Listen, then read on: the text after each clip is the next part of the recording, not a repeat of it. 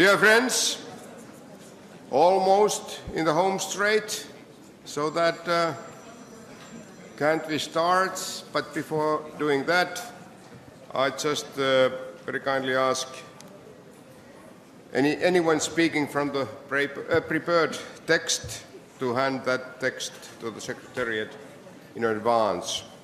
Thank you very much. You know quite easily the practical reason for that.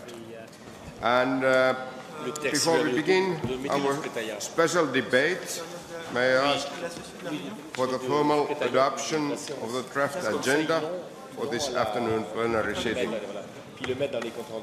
Thank you. Agenda is adopted.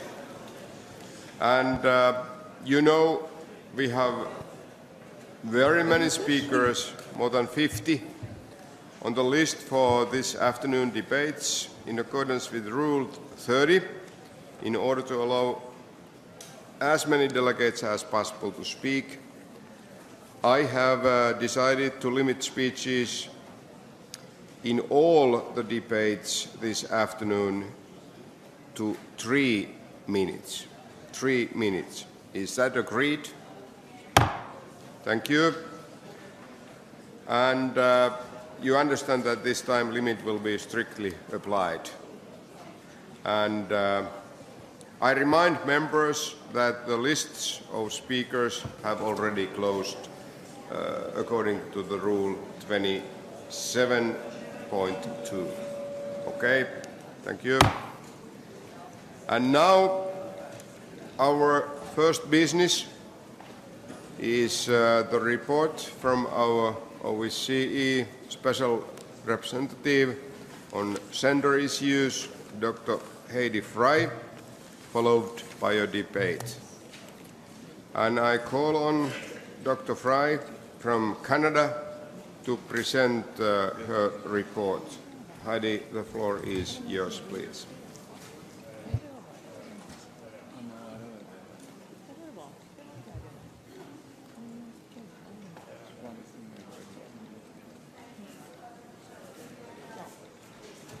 I just wanted to say that for the last 4 or 5 years, I have stood here before you and I have given you my report. And I sound like a broken record because I keep saying the same things over and over. But I really want to impress on you that gender equality is not about getting more women to be there to be a majority of women over men. It is not about giving women roles that men should have. It is about how both men and women can be equal partners in changing our world and in dealing with the issues that we face. Because we can be good partners. We are different. Women see things differently. Women face many different challenges, not the least of which is that we have children, and because of that, we have a special disadvantage with regard to playing our role as equally as others. And so we need to look at how women look at problems and how women look at solutions. And then on the other hand, we need to look at how men look at those same problems and how men look for different solutions.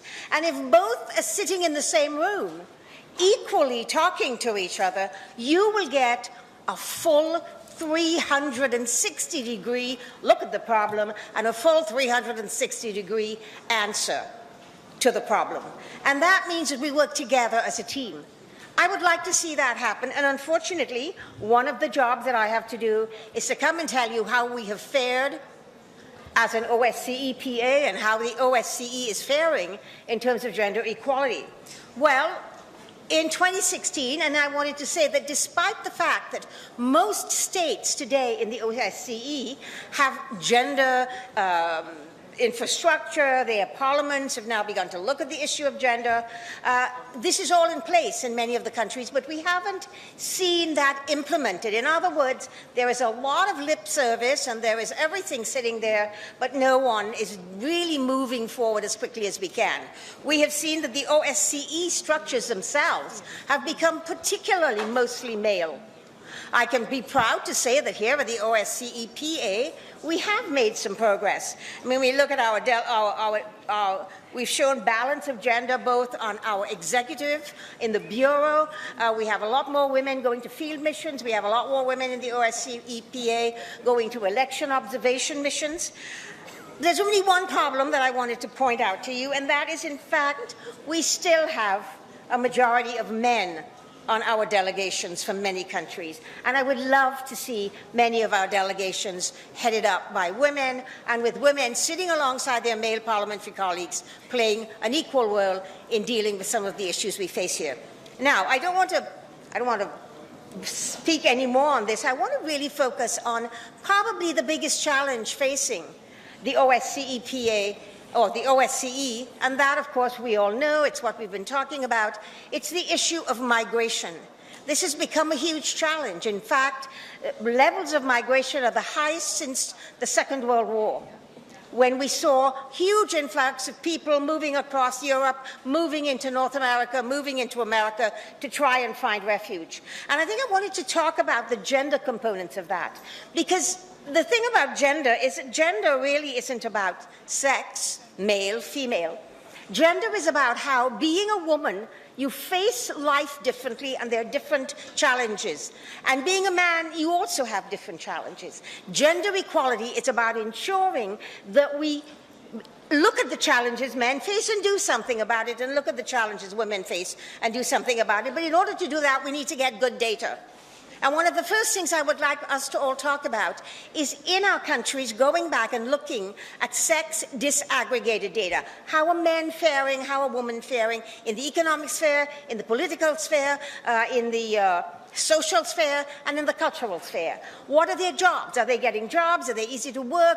We need to look at those things, because until we know the facts, we are not able to decide what we can do about them. Until we know the reason for those differences, we are not able to find solutions to those reasons. So we must focus on getting the data right. We must focus on looking at how we set very clear indicators for how we will measure whether we are getting there or not getting there. These are some of the things I wanted to talk to you about. But I wanted to focus a little bit more today on the whole issue of migration. We have seen over the last 2 years that, in fact, there are more and more women and children who are coming as refugees and migrants. We now have 20% of women, 35% of children. So 55% of our migrants are women and children. And they do face different problems. I think one of the reasons that we need to look at that is because many women don't necessarily have documentation. And many of them don't have the resources to buy documentation on the black market, to pay for smugglers, to find people that will give them the papers they need. So they are already starting off at a disadvantage. And the question we need to ask is, why are people leaving? Many of them, we know, are refugees. They're fleeing violence. Then we have migrants, who are a different category of people who are trying to find a better life for themselves and their families. The thing about the refugees is we have very clear guidelines from the United Nations, UNHCR. We have very clear Geneva Conventions. We have conventions on how we must treat refugees. So we need, first and foremost, to differentiate between refugees and migrants. And we need together to manage the problem, to see how we collect good information, and to ask ourselves, the first thing about a problem is, what are the root causes? What's causing people to leave home? Most people don't want to leave home. Most people don't want to leave their families or extended families, a place they grew up in. But most people are doing it for three major reasons that we know. One of them is because of conflict. They're escaping violence. And in some cases, women specifically are escaping domestic violence and other societal violence, not merely violence because of war. But in war, women are the most vulnerable, and children, because they're subject to rape, which is now a weapon of war. It's not a collateral damage of war. And many women are fleeing. So then you have the second reason is poverty. Most women are fleeing because we know, and the United Nations tells us very clearly, that there's a feminine face to poverty. Women are the poorest in the world. And because of that, because they lack education, because they lack the tools and skills to give them jobs. So that's another reason they're fleeing. And so I think when we look at that information, we have to ask ourselves, what can we do to make people stay at home? Well, first and foremost, we can prevent conflict. And we must involve women in conflict resolution because they're the most vulnerable during conflict. The second thing we need to look at is how do we alleviate poverty for women? When we look at giving aid to countries, we need to look at economic aid, and we need to look at how we ensure that women get work and women are educated and women are trained so that they can make a living for themselves in their countries. And so these are some of the things. If we did the gender-based analysis, and I'm proud to say that gender-based analysis is a way of looking at legislation, policies, and programs and seeing how they affect men and how they affect women. We do not want to have policies that negatively affect men and just move women forward, and nor do we want to have policies that negatively affect women and move men forward. So to analyze what the impact of our legislation, policies, and programs are going to be, we need to analyze it. And Canada took this to Beijing in 1995 as a toolkit on how to do it. First, you have to have sex-aggregated data, and then you have to be able to analyze and to see what you're doing, where you're going, and what is the impact. For example, I just wanted to say to you that one of the biggest things that women face is that women have children, and that women cannot work in many instances because they don't have good childcare. Women cannot get training because they have nobody to look after their children. And so that is something we need to look at. If we knew that, we could say, how do we get childcare? How do we get adequate childcare so women can go out to work and women can train? And so that's an example. Now here we have women and children leaving in larger numbers to come to Europe as migrants and as refugees. And that is the start of the journey. The second part of the journey we find is that as they travel, single women and children are very vulnerable. They're vulnerable to exploitation by organized crime. Many of them have to do sexual acts in order to be able to survive, to get food for themselves and their children. Some of their children have to be sexually exploited to get food for themselves and their families to survive. You know you will do anything for your family. If you watch your children die, you will do whatever you need to do. And so we have people exploiting this vulnerability and need. So women face that as they start their journey. The second thing is even when they get to a host country, we're finding now, we get good reports from the United Nations, from the European Union, European Parliament, that in fact many women, when they get to the place that they are, that they face risk of sexual assault by border guards, by the people in charge of looking after them. They are living with men in a tent. We may want to think about how we have women safer, housed with other women, how we ensure that the place is lighted. And so I'm not talking about massive, extraordinary things. We're just talking about simple ways of looking at how we can make it so that women are not so exposed and so vulnerable when they travel. And then when they get there, we may want to look not only at safe housing, but at ways of giving them childcare and of having gender-sensitive people looking after them, questioners. Many women will not want to tell a man, if women are from a different culture, that they have been raped. They may not want to tell a man that they have been beaten. They may not want to tell a man some of those things. So let's have some women there who will question them. Let's train our border guards, our police, in some sort of gender sensitivity, understanding the culture and the need of women to have some more secure place to tell their stories. And let us also ensure that there's a code of conduct for our border guards and our people who work with refugees so that they do not exploit them. We need to work together to look at organized crime because this is something that is thriving due to this influx of refugees and migrants. They are because of the exploitation that is there, forced labor, forced sexual exploitation, forcing women, giving people exorbitant amounts of money just to get here, and then they can never pay it back, and they're sold into some lifelong slavery, either as a sexual object or in labor markets that they cannot afford to do because they're in sweatshops. So we need to think about that, because if we have people who can come and integrate into our host countries, we may be able, if we give them the help and care that they need, we may be able to have productive citizens later on, people who will help to work, people who will help to make our country stronger, who will bring about economic development in our countries, who will be part of a workforce and part of a team making things better in our countries. We have found this to be so in Canada. We do have a different experience from you. I know in the Second World War, there was a huge influx of European refugees and migrants into Canada. So we are built of people from every part of the world who came to Canada to find a home or to flee oppression and to find freedom. Today, many of them have been living in Canada for generations, and many of them are still new. And yet, they are the source of strength in our country. The moment they come and they're welcome and they're given safety and they're given opportunity, they're out there wanting to be good Canadians, because what's good for Canada is good for them, and what's good for them is good for Canada. So we're mutually helping each other to become a very strong nation. We have found this to be very, very true.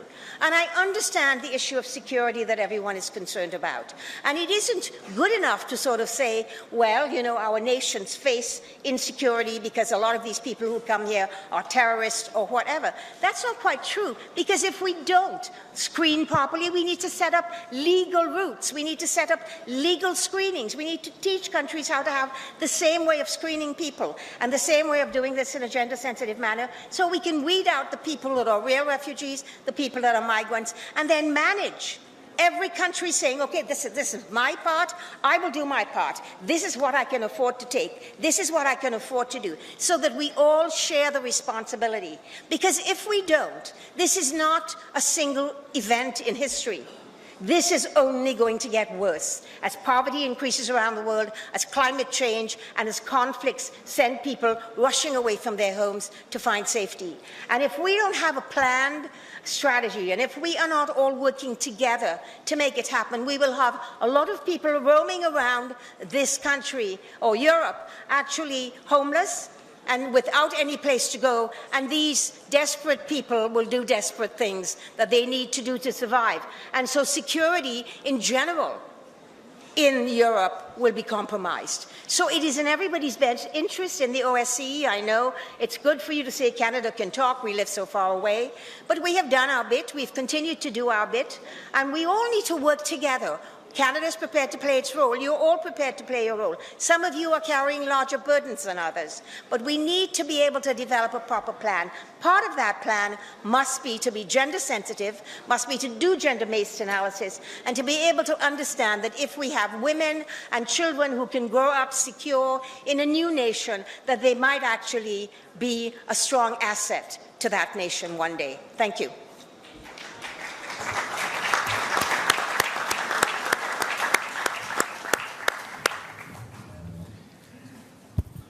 We can be very proud about our special representative, so that in the names of the whole Assembly, I very much want to thank you about your great job for Parliamentary Assembly's activities in this sense. Heidi, thank you, and we are so grateful for your contribution for us. And now we move forward so that the first speaker will be Ms. Yasmin Ratansik from Canada, and after her, Mr. Godfrey Varugia from Malta. First, Mrs. Ratansik. Thank you, Mr. Chair. I'd like to thank Dr. Hedy Fry, the Special Representative of Gender Issues, for the insights she has provided us in her report. I'd like to focus my remarks specifically on the integration aspect of the report. Integration is a key to a good citizenry. We face many changes in providing even the basic needs and necessities to women as they arrive in Europe. Basic necessities such as food and a place to sleep. As we address these needs, we also need to plan for longer term. We need to have a sustainable long-term strategy. For example, what are our plans for those women and children who will be staying in Europe? What is the need for their integration into the host communities? What is the need for their economic empowerment in these new countries? We do not want them to be isolated in their homes. We want them to be able to seize economic opportunities outside the home if they so choose.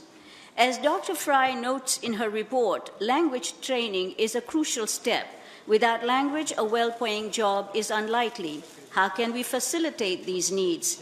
Firstly, affordable childcare. This is something we struggle with in Canada as well. Secondly, recognition of foreign credentials. The question is, how do we assess the skills of women who may have fled without the records to prove their education and work experience? For that, we need to be creative. Thirdly, the challenge of good-paying jobs. Generally, qualified women who are refugees keep taking low-paying domestic services. We should not allow that. We should be able to help them pick a broad range of career options. Fourthly, we must embrace pluralism, the ability to engage different cultures in our workplace. We need to make the vulnerable women feel welcome in all fields. We want these women to thrive in our communities. They have so much to give. With an aging population in so many of the OSCE participating states, we cannot afford to leave this human resource untapped. If we adequately support the integration of refugees and migrant women, think of the impact it will have on their lives and on those of the families on our communities. Thank you, Dr. Fry, for your work. Thank you. Thank you, Mrs. Ratansi. And the next speaker is Mr. Godfrey Farrugia from Malta.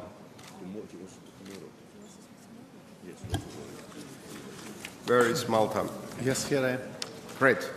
Chair, colleagues, brutal conflicts, violent extremism, transitional crime, and growing inequalities are devastating the lives of millions of men, women, and children, and destabilizing the regions worldwide. Gender issues are also behind a number of reasons why some people decide to migrate. These issues are also augmented during each stage of any migration experience, whatever the root cause of the decision taken to flee home. We must accept the fact that a large number of migrants, whatever their gender, have an impact on the host communities as well as on those which they leave behind them, and this calls for more preparedness. Unfortunately, our attention to national security issues are put as a top priority in any migratory strategy, and due consideration is not always given to humane realities and sufferings of those involved. At a national level, we parliamentarians must primarily strive hard to eliminate stereotypes and discriminate against both men and women, and this must not be addressed solely towards our citizens, but also to migrants, whether they are regular, irregular, in transit, or host. I am convinced that in many OSCE countries, gender issues are often ignored or treated within the context of one-size-fits-all in the policy framework and in the implementation of responses to migration. Undoubtedly, most vulnerable are pregnant women, the unborn child, mothers with children under 2 years of age, and the unaccompanied girls and women, as they are more prone to sexual and gender-based violence and human trafficking, apart from the fact that they require specific protection needs, more so in reproductive, antenatal, and pediatric health services. It is well noted that in many instances they face challenges in accessing quality health, social, and family services, both while in transit and upon arrival in the host state. It is our duty here gathered in this committee to ensure that female migrants and refugees under our jurisdiction are protected from all forms of exploitation, discrimination, violence, and abuse. We must also ensure that all reception centres, whether they are transit, detention centres, or camps, respect the dignity of migrants and refugees, and that such premises are designed in a gender-sensitive manner. Last but not least, I call on all participating states to address the root causes of this phenomenon of migration and refuge flows through gender-sensitive humanitarian assistance or advice, and be aware that women can play a very beneficial role in conflict prevention and throughout the conflict cycle itself, if given the opportunity to contribute. I must congratulate the Assembly for voting in favour of the resolution integrated gender-based analysis and gender mainstreaming in response to migration and refugee crisis, and more so congratulate countries like US who offer to host refugees even though they are not within geographical region of the migratory crisis in the Mediterranean. Let us all remember that we are all migrants in a global world, and let us all be human-oriented leaders. I thank you. Thank you so much, Mr. Farrugia. Now I give the floor to Mr. Aldag from Canada. Thank you. I would like to thank my colleague, the Honourable Hedy Fry, a fellow Canadian, for her detailed report. As Europe faces a humanitarian crisis not seen in years, the focus on the migrant and refugee influx could not be more timely. Dr. Fry's report aptly demonstrates that gender-based analysis of the situation is desperately needed. Women and girl migrants and refugees are negatively affected by the way they are treated because of their gender all along their journey from their country of origin.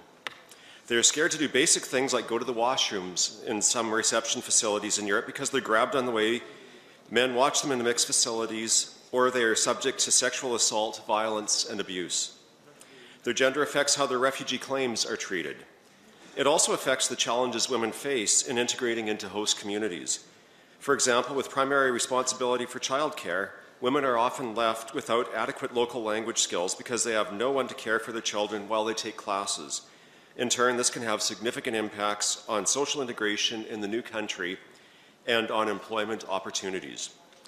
Dr. Fry has proposed a number of concrete steps that can be taken to address the many gender-related challenges faced by migrants and refugees. Some of them don't even cost more, requiring only a change in mindset more so than funds.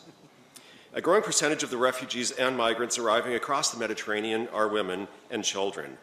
The issues outlined in this year's gender report will only increase in importance as the numbers of women and children grow.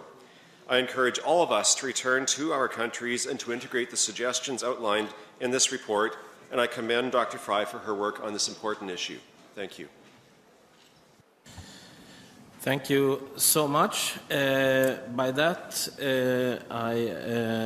concludes the debate on the Special Representative's report. Dr. Fry, do you wish to reply to the debate? Not really. I just wanted to tell everybody it's a pretty long report, but I would really like you to take it home and read it, because there are concrete action plans. And as I said the last time, we need to really stop talking about the thing and start doing it. And so we really need the political will, and you as parliamentarians have to create that political will. Thank you. Thank you so much, Dr. Fry. By that, we move over to the next item, and that is the compromise supplementary item on unrestricted access of members of the OSCE Parliamentary Assembly attending official OSCE events and other activities. Let's see, and that is proposed by Mr. Filippo Lombardi of the Swiss delegation. Also, there has been one amendment been tabled to the draft resolution. And I call on Mr. Lombardi to present the supplementary item. Thank you, Chair. Dear colleagues, let me start with three preliminary remarks by quoting three sentences. You remember Voltaire. I don't agree with what you say, but I'm ready to die for making sure you can say it. It is the principle for parliamentary action. We don't need to agree with the other side, but we need to discuss with her. Second quote, President Usupashvili told us in the opening session of this very successful meeting, we are here to dialogue. We are here for dialogue between countries, between individuals, between peoples, and between conflicting parties. The dialogue between conflicting parties is an essential element of the work of our Parliamentary Assembly. Let me finally remember that yesterday the Third General Committee of our Assembly accepted an amendment, number 31, tabled by my colleague from the Swiss delegation, Mrs. Killer-Nellen, saying calls on OSCE participating states to guarantee and safeguard at all times the rights of members of parliament to fully exercise their mandate. Thus, these are the reasons for which we are proposing you this resolution. We want to make sure that elected members of parliament of all 57 member states, participating states of OSCE, are always in a position to exercise their right, the right to speak, the right to listen, the right to meet, the right to express an opinion and the right to change an opinion, because one of the goals of parliamentary action is also sometimes to convince the others, because you have better arguments, that they should change their mind. Any restriction to this fundamental right of Member of Parliament should be avoided. It is a matter of dignity of all of us as members of parliamentarians.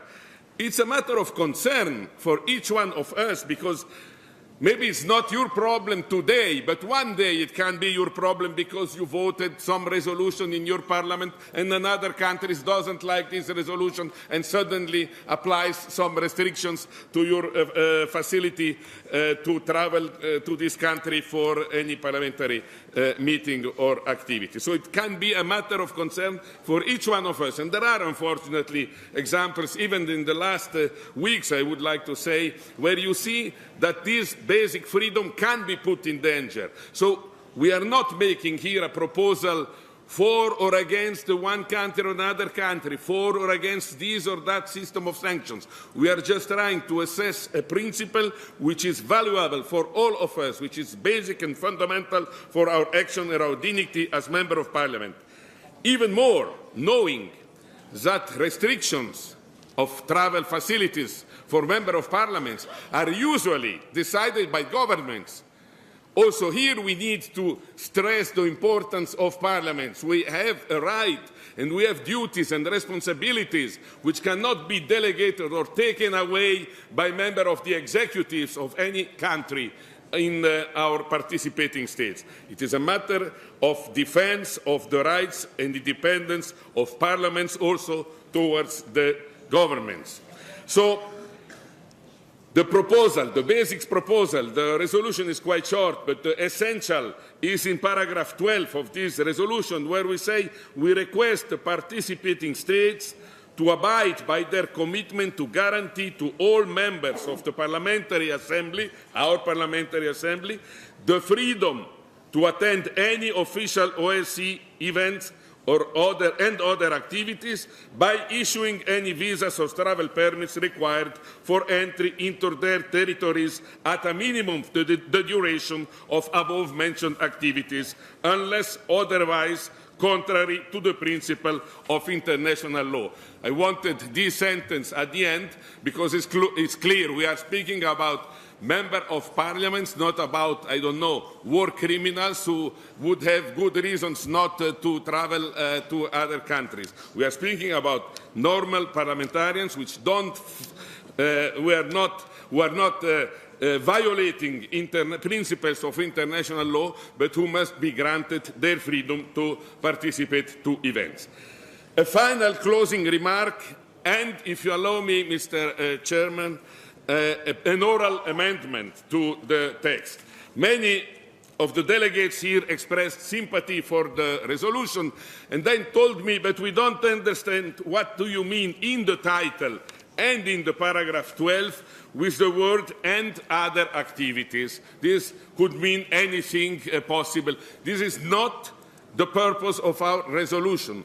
Therefore, I would like to suggest, just to clarify, with an oral amendment, that we insert the word parliamentary, so official OSCE events and other parliamentary activities.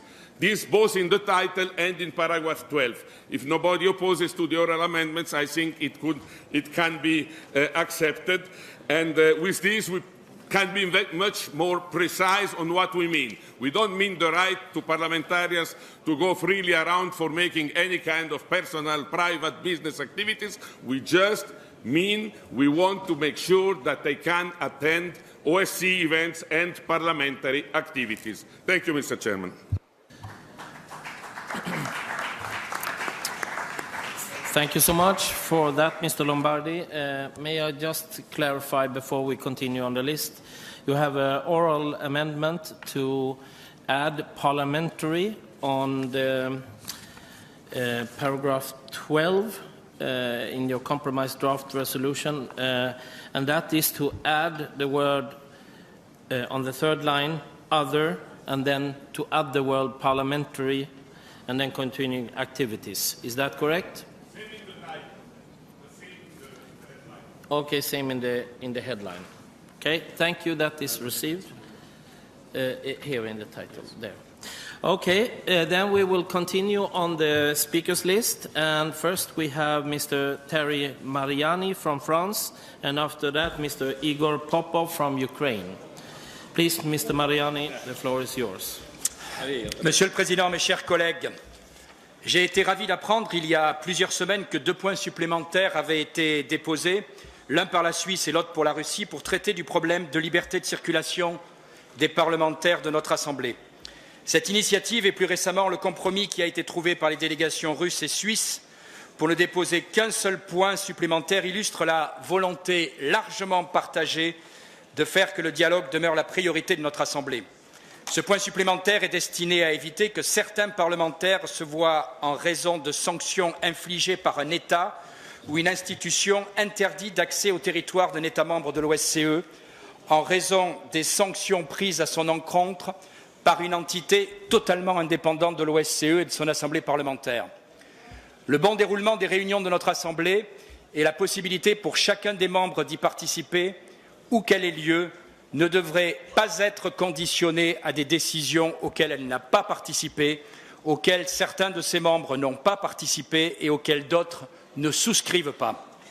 Je me permets de rappeler que cette politique de sanctions, décidée par les institutions communautaires, est de plus en plus remise en cause.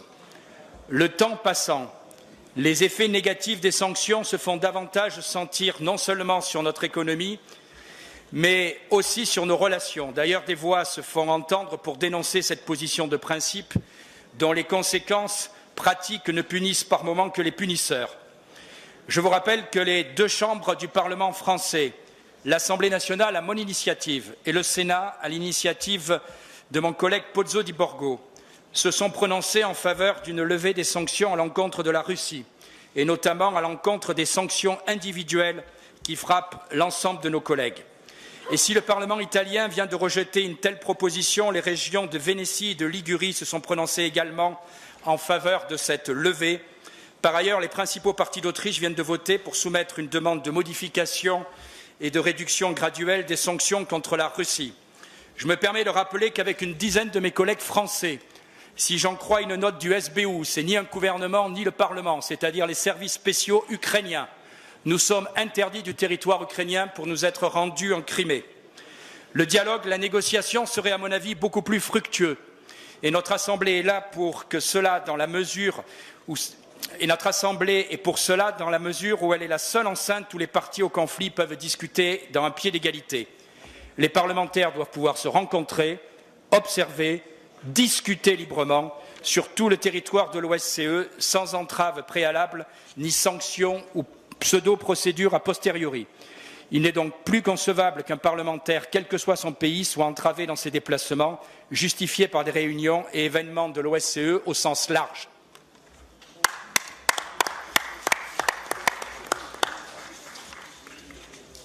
Thank you so much, Mr. Mariani. Now I would like to give the floor to Mr. Popov from Ukraine. And can I just see where you're sitting? Where is Ukraine? There you are. Please. Dear colleagues, the draft resolution is based on the initially misleading and false concept that sanctions against parliamentarians are used as measures that impede and meaningful dialogue and cooperation, as well as means of forcing another participating state to change its foreign and domestic policy. It is recognized in international relations that sanctions are used as means of reaction to the unlawful actions of a country violating human rights, endangering international peace and security, or waging aggressive war. We are convinced that personal sanctions against specific Russian parliamentarians belong to the peaceful means which contribute to preventing greater violations of human rights and international law against the backdrop of the ongoing Russian aggression.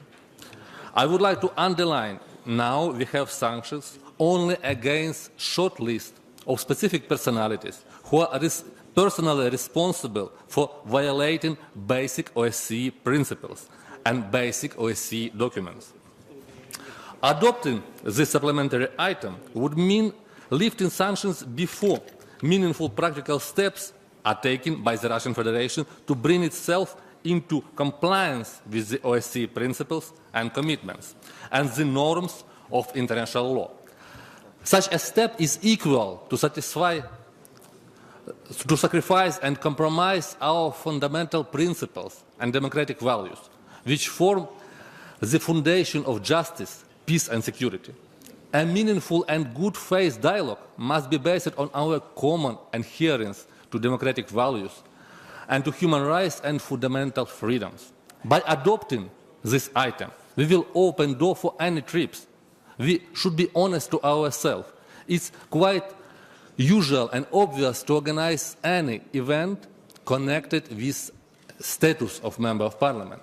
So these people will travel frequently, everywhere, and they will tell that they could continue to violate OSCE documents, commitments and principles, and nobody will punish them for it. So we ask to reject this supplementary item.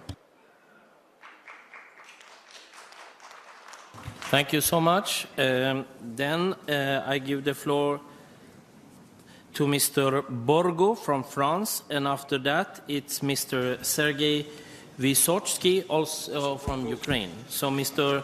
Di Borgo from France. C'est Monsieur Pozzo di Borgo. Merci, Monsieur le Président, mais je vous pardonne. Monsieur le Président, mes chers collègues, je tiens à insister sur l'originalité de notre Assemblée parlementaire et sur le fait qu'elle doit reposer, pour être crédible, sur des principes forts et clairement affirmés. De quoi s'agit-il ici ? Il s'agit de dire clairement que les sanctions portées contre la politique d'un État ne peuvent restreindre le droit des parlementaires de circuler librement sur le territoire de l'OSCE. C'est un principe que nous devons défendre haut et fort. Qu'avons-nous constaté ces dernières semaines ? Dès qu'il y a des sanctions d'un côté, il y a des sanctions en réaction de l'autre.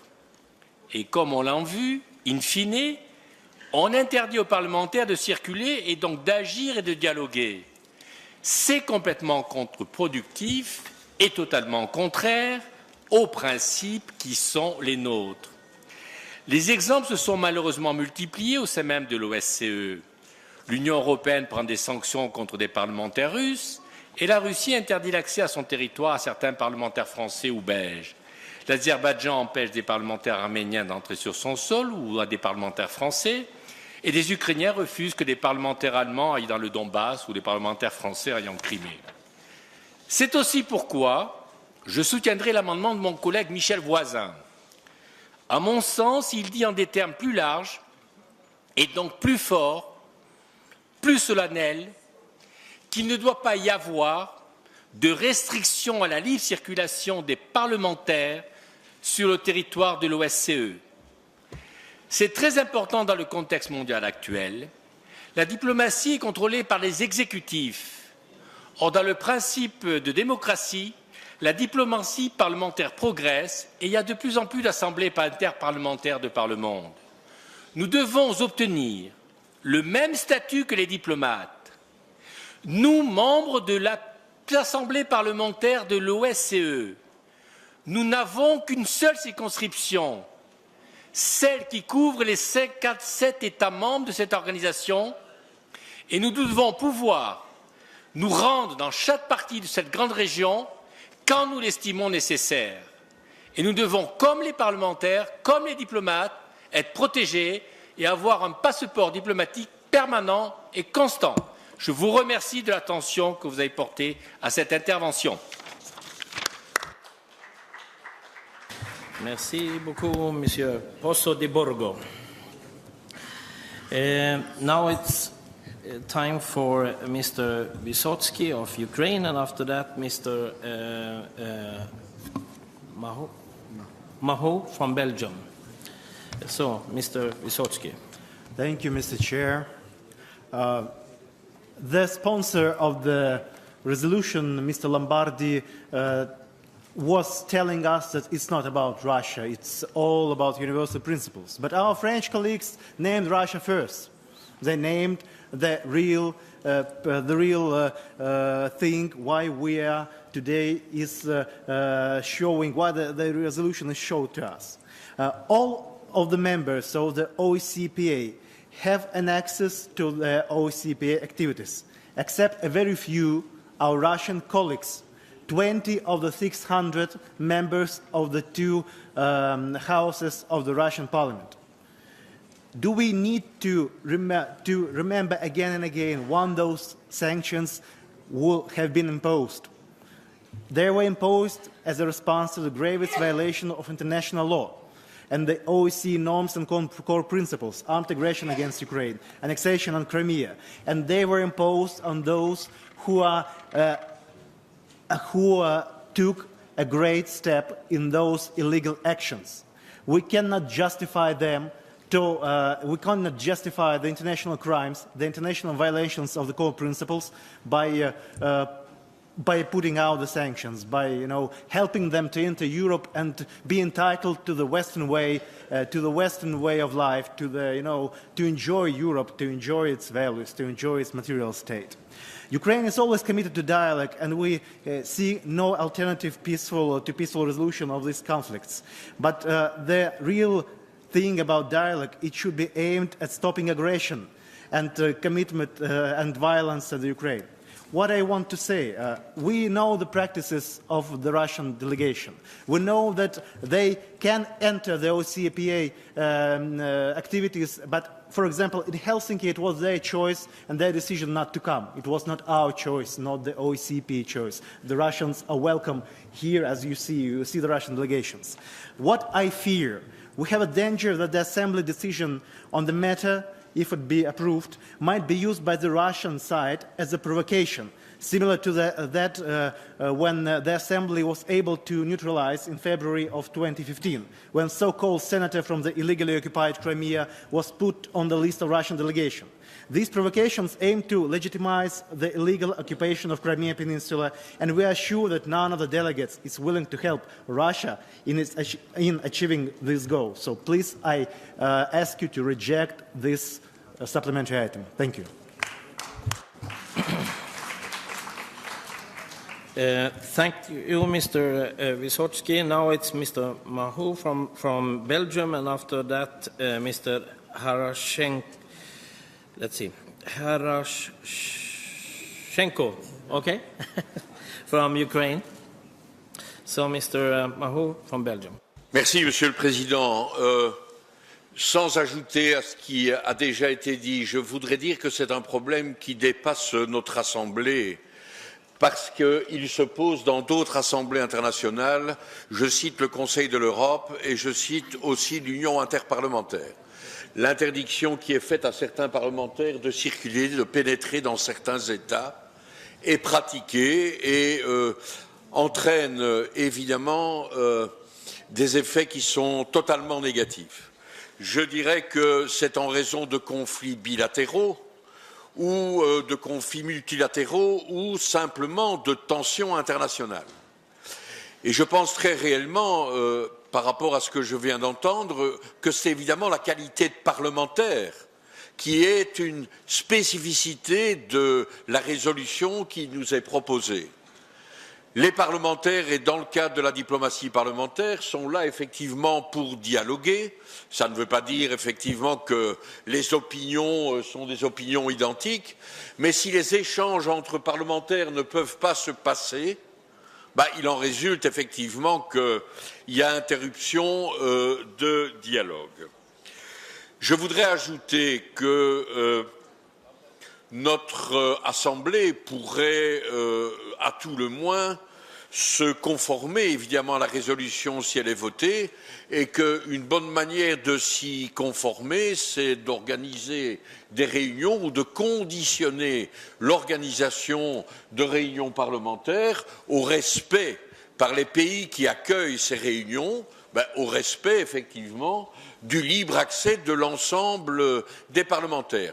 Si je le signale, c'est simplement parce qu'au niveau de l'Union interparlementaire, une des conditions pour pouvoir organiser les assemblées générales, une des conditions, c'est précisément que l'ensemble des parlementaires qui font partie de cette union puissent participer à ces réunions et donc qu'il n'y ait aucune entrave au fait qu'on leur accorde des visas, ce qui s'est produit d'ailleurs dans notre Assemblée, ce qui s'est produit aussi à certains moments au niveau de l'Union interparlementaire, pas évidemment par des pays qui organisaient, mais par des pays qui, avec les Nations Unies, accueillaient ces réunions de l'Union interparlementaire. Et donc, soutenir évidemment cette résolution, en ayant espéré peut-être que la réserve qui est faite au point 12 et qui parle des principes de droit international non respectés aurait pu être plus précise. Je présume qu'on fait allusion effectivement à un parlementaire qui serait attrait devant la Cour pénale internationale ou d'autres éléments de cette nature. Si ce n'était pas le cas et s'il était davantage, je pense que c'est important évidemment de ne pas prévoir des restrictions trop importantes par rapport à un principe qui doit rester un principe général et absolu. Thank you, Mr. Mahu. Then it's Mr. Harashenko from Ukraine. Спасибо, господин председательствующий. На территории Европы идет война. Российская Федерация захватила порядка 50 тысяч квадратных километров территории независимого государства Украина, на территории которого проживает порядка 6 миллионов наших сограждан. И закрывать на это глаза невозможно. Мир знает на сегодня только два способа разрешения конфликтов эффективных. Первый – это военный способ, и второй способ – это методы экономических санкций. На сегодняшний момент против Российской Федерации, странам Европейского Союза, США, Канада, Япония, рядом других цивилизованных стран введены экономические санкции и персональные санкции против тех лиц, которые непосредственно принимали участие в решениях, которые повлекли за собой нападение на нашу страну, аннексию части территорий. Таких граждан порядка 20. В том числе, например, это лидер российской фракции Либерально-демократической партии Жириновский, который не далее, как 6 дней назад, заявил о том, что необходимо расширить Россию за счет Польши и Финляндии. Вы хотите проголосовать за то, чтобы этот человек беспрепятственно ездил по Европейскому Союзу и дальше продолжал высказывать такие идеи? В прошлом году этот же господин Жириновский, подпадающий на сегодня под санкции ЕС, заявил, что необходимо расширить Российскую Федерацию за счет Польши и Финляндии, потому что до 1917 года эти территории входили в состав Российской империи. Поэтому, уважаемые председательства и уважаемые участники нашего совещания, санкции против Российской Федерации, в том числе санкции персональные против парламентариев, ответственных за принятие решения об аннексии Крыма и оккупации части территории, должны быть оставлены в силе. Иначе, если такая декларация будет поддержана, то это очень негативно повлияет на дальнейшее развитие ситуации в Европе. Напомню, что Гитлера сначала также пытались задабривать, также пытались с ним договариваться, а в итоге это все закончилось большой войной. Агрессора надо останавливать уже сейчас. Спасибо за внимание. Thank you, Mr. Harashenko. Then it's Mrs. Bielkova from Ukraine, and after that, Mr. Fava from Italy. Please, Thank you, Ms. Mr. Olga Chair. Bielkova. Dear colleagues, dear Mr. Lombardi, just like you, we in Ukraine are fully committed to peace, security and justice and the continuing development of friendly relations and cooperation. It's just that we appreciate a dialogue that only leads to the concrete and peaceful results. Unfortunately, I do not think I can report to you today at this very moment that we reached our goal of restoring peace in Ukraine and regaining control over all territories of Ukraine, including Crimea. Let me remind you that the whole purpose and nature of sanctions was and is Russian aggression towards Ukraine. Both economic and personal sanctions are imposed to show the world's disagreement with the annexation of Crimea, violations of the human rights there, and the military aggression against Ukraine, which is documented by plenty of documents, including by international missions. Over 700 regular Russian troops with sophisticated weapons are now occupying territory of Ukraine, and 24,000 troops are positioned in Crimea. Who makes these decisions? Politicians. Politicians make these decisions to position soldiers on Ukrainian soil. Because these decisions lead to illegal occupation, to annexation, to death and destroyment, politicians should bear responsibility for such decisions. In fact, I bear the same responsibility. Back in my parliament, in Ukrainian parliament, I was voting against Putin referendum, which was never recognized by any civilized country. Right immediately after that vote, I was banned from entering Crimea, which is a pity to me, but it is a drama and tragedy for Rafat Chubarov, for Mustafa Dzhemilov, who are true souls of Crimean land. They are deprived of their right to enter Crimea. Thousands of Tatars now are deprived of their motherland, a right to speak what they think, human dignity. And unlike the sanctions by other international organizations, these sanctions were never discussed with any international organization. And I do hope that those who decide to go to Crimea right now from the parliaments of other countries, they paid a visit to the mothers of missing Crimean Tatars, and they explained them the importance of dialogue with some MPs. My colleague Irina Gerashchenko, Vice Speaker of the Ukrainian Parliament and a special envoy of President Poroshenko, was almost banned at entering Minsk while she is a special envoy and part of Minsk Accord discussion. My colleague Nadia Savchenko, MP, was detained in Russia for 2 years. But let me tell you, we in Ukraine take these sanctions imposed on us by illegal authorities in Crimea and by Russia with pride, because we know the truth lies with us. Ukraine remains committed to peace dialogue, but calls for a personal responsibility of all politicians on the decisions they promote and suggest. Tonight, we will all have pleasure of visiting Tbilisi Opera. And I would like to regret that, unfortunately, we will never be able to hear the beautiful voice of Ukrainian opera singer Vasil Slipak, who died just a few days ago. He was serving an artistic mission to Paris Opera, but was a soldier in Ukrainian army. He died because he believed in Ukraine and its freedom. At this point, we from Ukrainian delegation ask to postpone this resolution and not to vote for it. Thank you for your attention.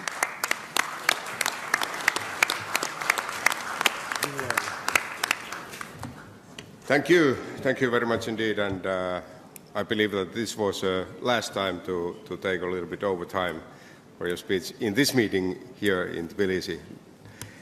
Please follow the restrictions of the time, and the next speaker is Mr. Fava from Italy. Grazie, signor Presidente. Io ho firmato questa risoluzione, l'appoggio con convinzione, ma credo che sia un fatto grave e triste essere costretti a presentare questa mozione, perché stiamo dovendo mettere per iscritto un principio normale, naturale, che sta alla base della fondazione di qualsiasi assemblea parlamentare, ed essere stati costretti a specificarlo in una mozione, ed essere stati costretti a sottometterlo ad una discussione, io lo considero un fatto necessario, ma anche un segno di fragilità dell'assemblea parlamentare dell'OSCE. Ho sentito colleghi addolorati per quello che è accaduto in Ucraina, ma ho sentito anche affermazioni che hanno assai poco a che fare con lo status di un parlamentare, di un'assemblea. Vogliamo impedire ad alcuni colleghi di partecipare a questi lavori per le loro idee, per le idee che hanno espresso? E chi tra noi può essere giudice in condizione di decidere chi ha titolo per partecipare o per non partecipare in funzione delle opinioni che ha espresso? La funzione e la priorità di questa assemblea si chiama dialogo. O noi riusciamo a creare qui un luogo per il dialogo, cioè per disinnescare i conflitti, non per enfatizzarli, altrimenti viene meno la funzione stessa di questa assemblea. E c'è un altro punto, signor Presidente. Qui non stiamo discutendo delle sanzioni, qui stiamo discutendo della violazione di un principio fondamentale. L'idea di impedire ad un parlamentare di partecipare ai lavori della propria assemblea è un fatto che non soltanto delegittima quell'assemblea, ma la rende del tutto inutile. Rischiamo di rendere solo pezzi di carta le nostre risoluzioni se non preserviamo la legittimità di questa assemblea. È un fatto di sopravvivenza, oltre che di dignità, un voto convinto a favore di questa mozione. Grazie.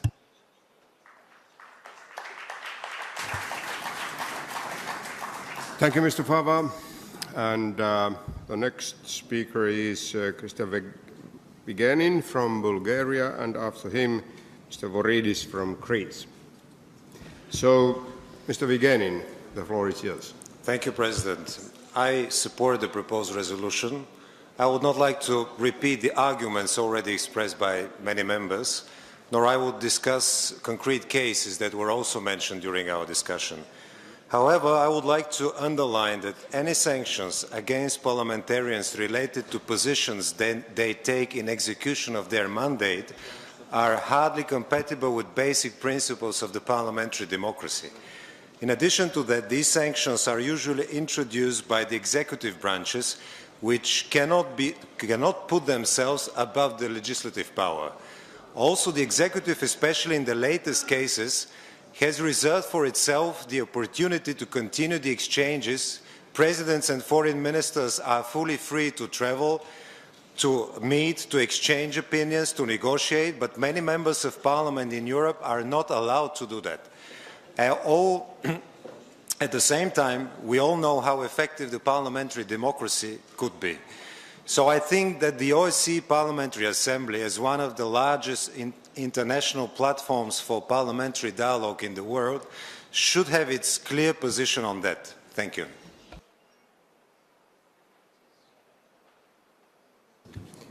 So thank you very much, and it was a good example about using the time.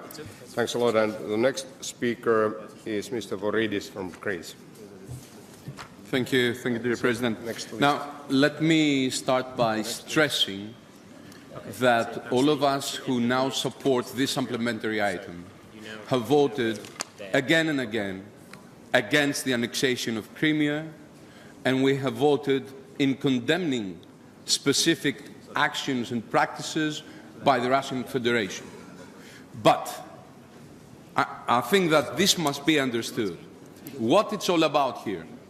We are not talking about war criminals, because we are not talking about exemptions in court's decision. We are only talking about not even general exemption of sanctions, but specific exemption concerning parliamentary duties of parliamentarians. That's all we are talking about. And here one has to decide whether we want to hear those people, we want to hear them expressing themselves freely, saying their opinions, and then we can all take a stance against these opinions. I've heard the example of Zhirinovsky. My dear colleagues, we've heard Zhirinovsky in the European Parliament saying horrific things. Our democracies were not heard. Zhirinovsky was heard. That's the advantage of democracy. The advantage of democracy is exactly that we do not do the things that we condemn. We have different attitudes, and that's why OSCE PA should remain a unique platform of dialogue and de-escalation. And that's what this supplementary item is all about. And of course it cannot and will not be used from anyone for justification of what the Russian Federation is doing in Ukraine. This is not the point. This is not what we're talking about.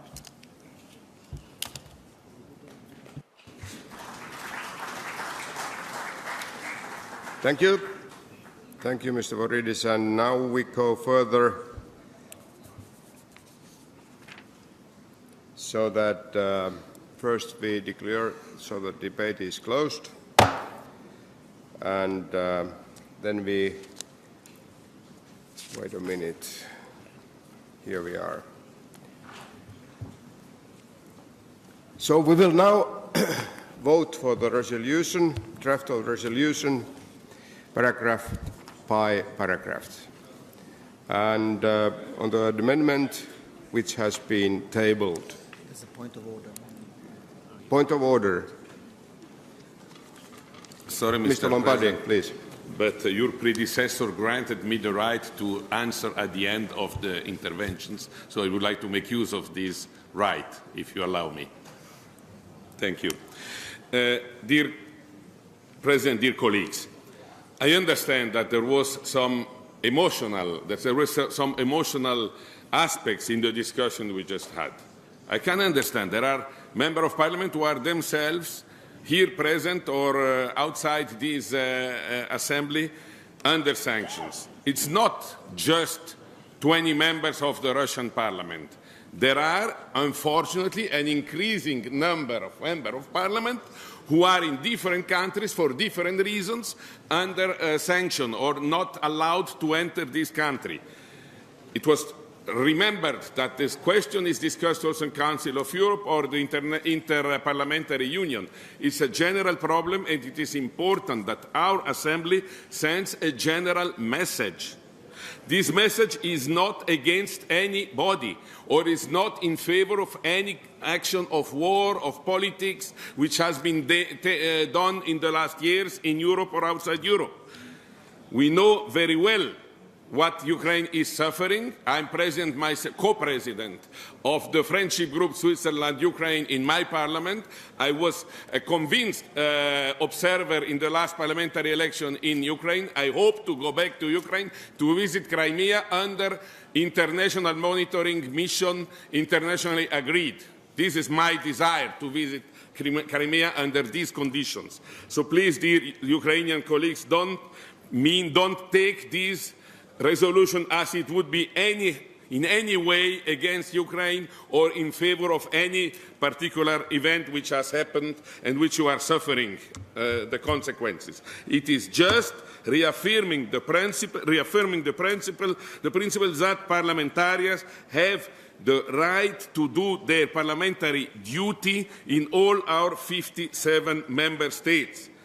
Even the European Union, the Council of the European Union, by taking his sanctions and agreeing that the member states have the right to impede this and that, stated clearly that the United Nations, OSCE and other institutions are not concerned by these sanctions. We are not lifting here any sanction against anybody with our vote. We are just reaffirming a general principle, and it is, I think, a question of responsibility and of dignity of our Parliamentary Assembly to state once again this principle.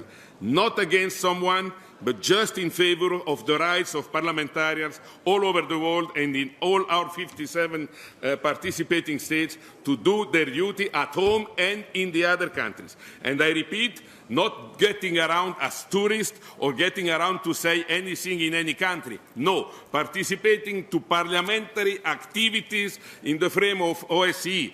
And I agree with the Belgian colleague who asked to be precise what we consider to be contrary to principle of international law is for me clear. Someone who is under accusation of the International Penal Court, of course, is the case we would not consider into this resolution. Thank you. So please accept the resolution. Thank you. Thank you. So, dear friends, I have to remind you that under Rule 22 of our Rules of Procedure, the only members who may speak are, first, the mover of the amendment or another member in favor, and secondly, one member opposed, and in this case, the principal sponsor of the draft resolution, Mr. Lombardi, who used just his time. But speeches on amendments will be limited to 1 minute. You understand why. We will now vote on paragraphs 1 to 11 of the draft resolution. Any objections? No. Paragraphs 1 to 11 are agreed to.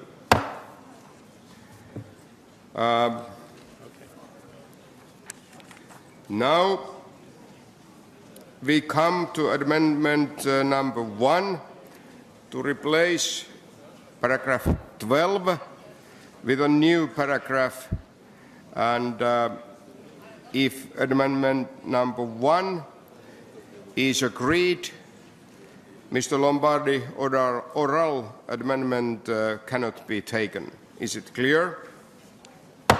I call Mr. Voisin to move the amendment. Oui, merci, Monsieur le Président. Le texte de l'amendement demande à modifier l'article 12.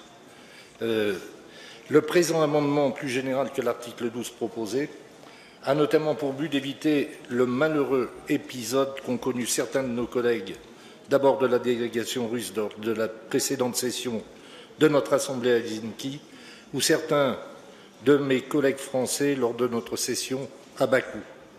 Elle ne s'applique donc pas uniquement à la Russie, contrairement à ce qui a pu être dit lors du débat. Il ne faudrait pas que le maintien, la reconduction des sanctions par l'Union européenne à l'encontre de la Russie ou tout autre État entrave une nouvelle fois la liberté de circulation des parlementaires de notre Assemblée, laquelle est fondée, je le rappelle, sur le dialogue. Qui mieux que les parlementaires élus par les peuples de leur pays peuvent se rendre sur le terrain afin de se rendre compte par eux-mêmes de la situation d'un pays ou d'une région et d'en faire rapport à leurs collègues dans les assemblées nationales ou internationales, évitant ainsi de n'être informés que par le biais de médias plus ou moins objectifs, et cela sans par la suite faire l'objet de sanctions. Okay, thank you, my dear friend. Thank you very much. 10 secondes. Yes, but the time is out. Time is running out, and it's already fulfilled. Thank you very much. Your basic message is very clear, so that we go further. And does anyone wish to speak against this amendment? Mr. Holm. Yes, thank you, Mr. Chair. I must admit that I'm not very much in favor of any of these points, but I think the amendment would worsen the situation. I think we had a good example last year when people who are on a visa ban list are not allowed to enter, and that the people who are under sanctions should be able to travel within and throughout the territory of the OSCE is fully unacceptable, according to me, because there is a reason why people are on a visa ban list. They have done activities that are not acceptable. And no matter if you're a parliamentarian or if you are a bandit on another way, because that's the reason why you are ending up on such a list, then you shouldn't be allowed into, well, our countries or which countries who have the sanctions. And I haven't seen any countries who have sanctions toward people who behave well. So I don't think it is a problem. The problem for a parliamentarian that can't go to an OSCE event is not that it can't move. It's so I would be against this amendment. Okay. Thank you, Mr. Holm. And now 10 seconds, Mr. Lombardi. 10 seconds, please. I disagree with the interpretation of my Swedish colleague. The people are on sanctions because they voted so. In some countries they are on sanctions because they belong to an ethnical origin. I remember that there are German parliamentarians who cannot travel to a certain country, member of this organization, because they are ethnically originating from this country. And we could go on. So we are just stating a general principle. But I agree with my Swedish colleague that this amendment, number 1 from Mr. Voisin, is going too far. We don't like, I think it was not our proposal to say everyone can go everywhere for everything. I repeated many times. Our motion is for parliamentary activities and for OSCE events. Thank you. Thank you very much. And now we will now vote on amendment number 1. So raise your hands with your cards, those in favor, please.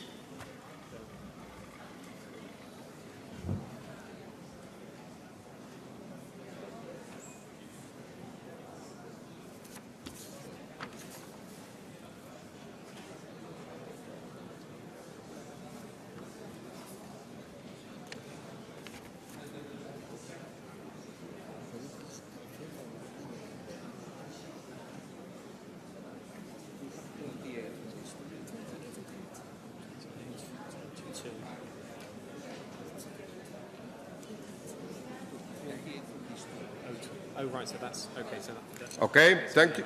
50 in total. Okay. Okay, thank you. And those against?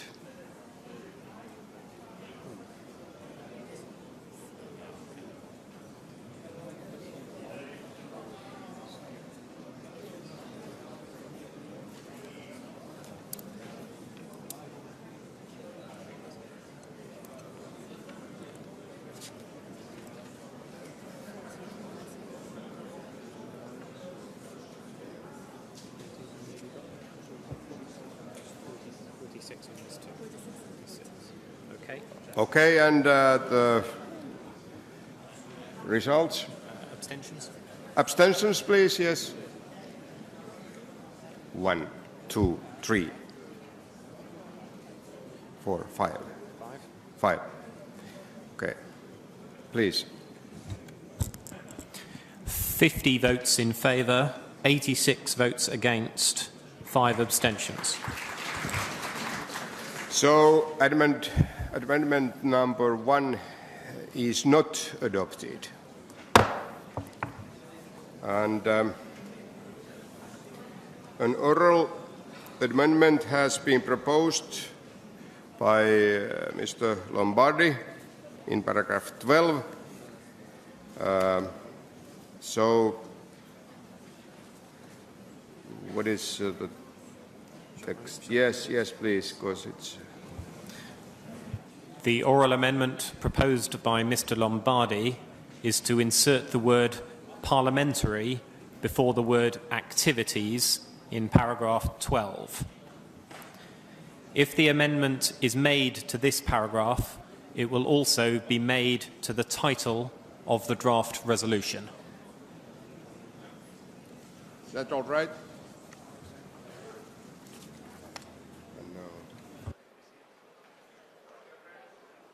Under paragraph 10 of Rule 22, oral amendments may only be considered if there is unanimous agreement by the members of the committee or the plenary present.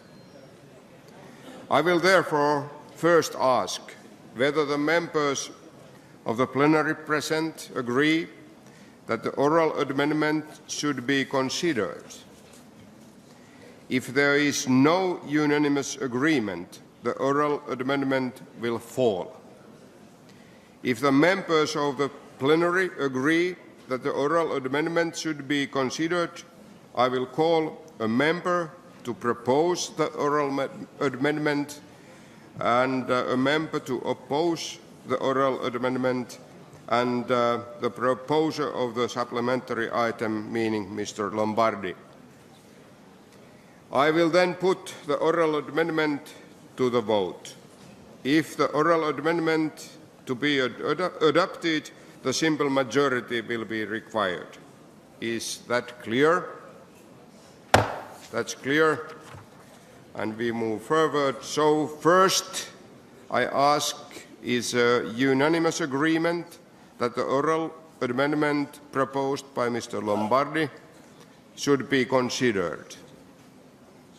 Is it unanimously agreed? No objections? It's agreed. And now I ask and call Mr. Lombardi to propose the oral amendment. Okay. We want to save time, so I don't want to repeat for the third time the same thing. Yes, but please I'm do considering it. with this oral amendment what was the wish of many of the delegates with whom I spoke, that this resolution concerns the other parliamentary activities, not any activity, parliamentary. It is the purpose of the resolution, so I thank you if you accept this oral amendment. Does anyone wish to oppose this oral amendment? Ukrainian flag is there. Yes, please. Thank you, Mr. Speaker. In fact, we would like to improve such a amendment. I suggest that we be very specific and we say parliamentary OECE PA activities, and then it will be correct. Okay, we move forward, and we will now vote on the oral amendment. Those? Sorry? We need to be clear. She's proposed an oral amendment to the oral amendment. Now, I think you have to say, I'm sorry, we can't accept an oral amendment to an oral Yes. amendment. We will vote on Mr. Lombardi's. Yeah, that's very clear for everyone of us, so that we already made a decision unanimously to take that oral amendment, and it was unanimously decided. Yes? Mr. Lombardi, you have something to add? Thank you, President. I think your procedural advisor can explain that we had unanimous acceptance of my oral agreement to insert parliamentary. We didn't have an unanimous acceptance of inserting the words which are proposed by Ukrainian colleagues. We did not have this agreement. So I contest, and I would like to stick with the text I've suggested, the written text plus parliamentary, not more, not less. Yes. Can you comment? Yes. Can you give the comment? Yes, we confirm that. The Assembly will now vote on Mr. Lombardi's oral amendment as he originally proposed it. Yeah. So this is clear. We will continue in that way. And then we have to vote, and I ask those in favor, raise your cards, please.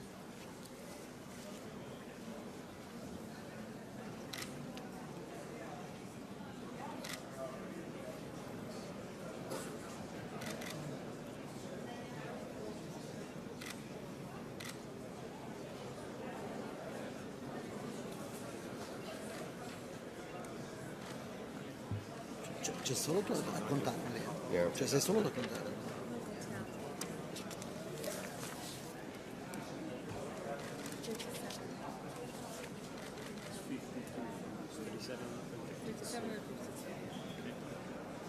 Okay, those And opposed? then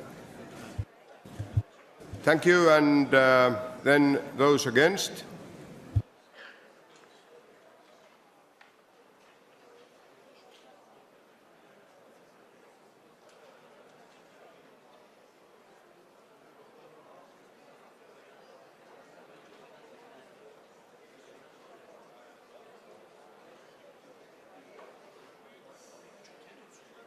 Abstentions, please.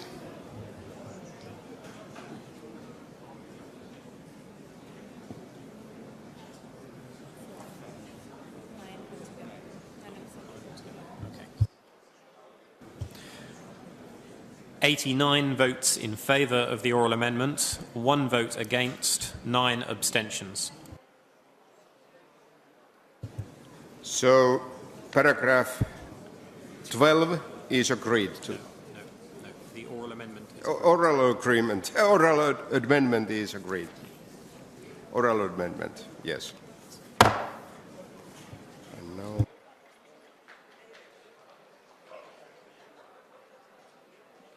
we will now vote on paragraph 12 again of the draft resolution. Any objections?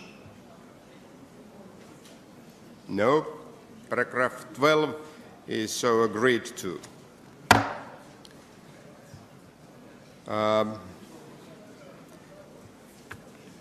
Now we will vote the draft resolution of the Assembly as a whole, as amended. Those in favour, please, the whole paragraph number 12. Of the draft resolution as a whole.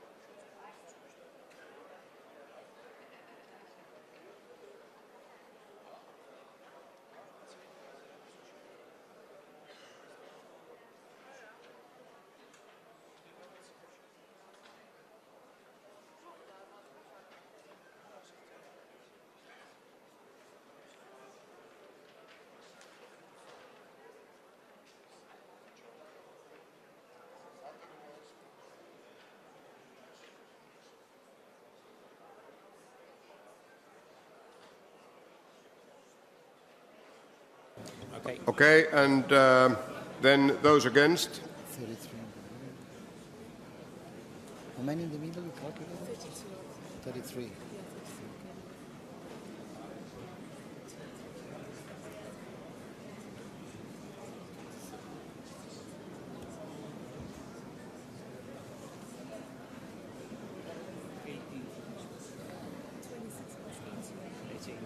26. Okay. And abstentions, please.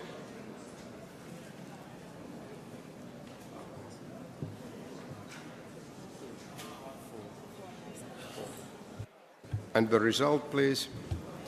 94 votes in favour, 44 votes against, and 4 abstentions. So the draft resolution is agreed.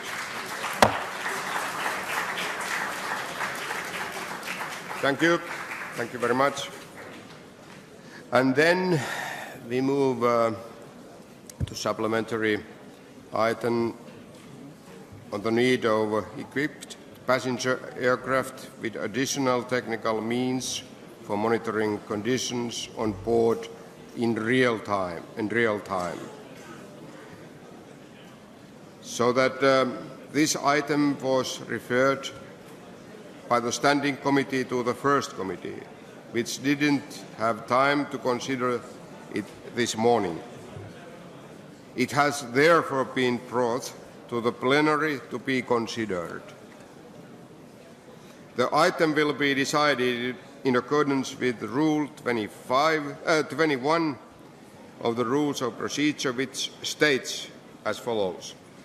The principal sponsor of just an item may speak for 1 minute in support, another member may speak for 1 minute against, and immediately thereafter shall be put to the vote without further debate. It carries the item shall be included in the final document as an annex. Such items shall not be amendable. And so I call Mr.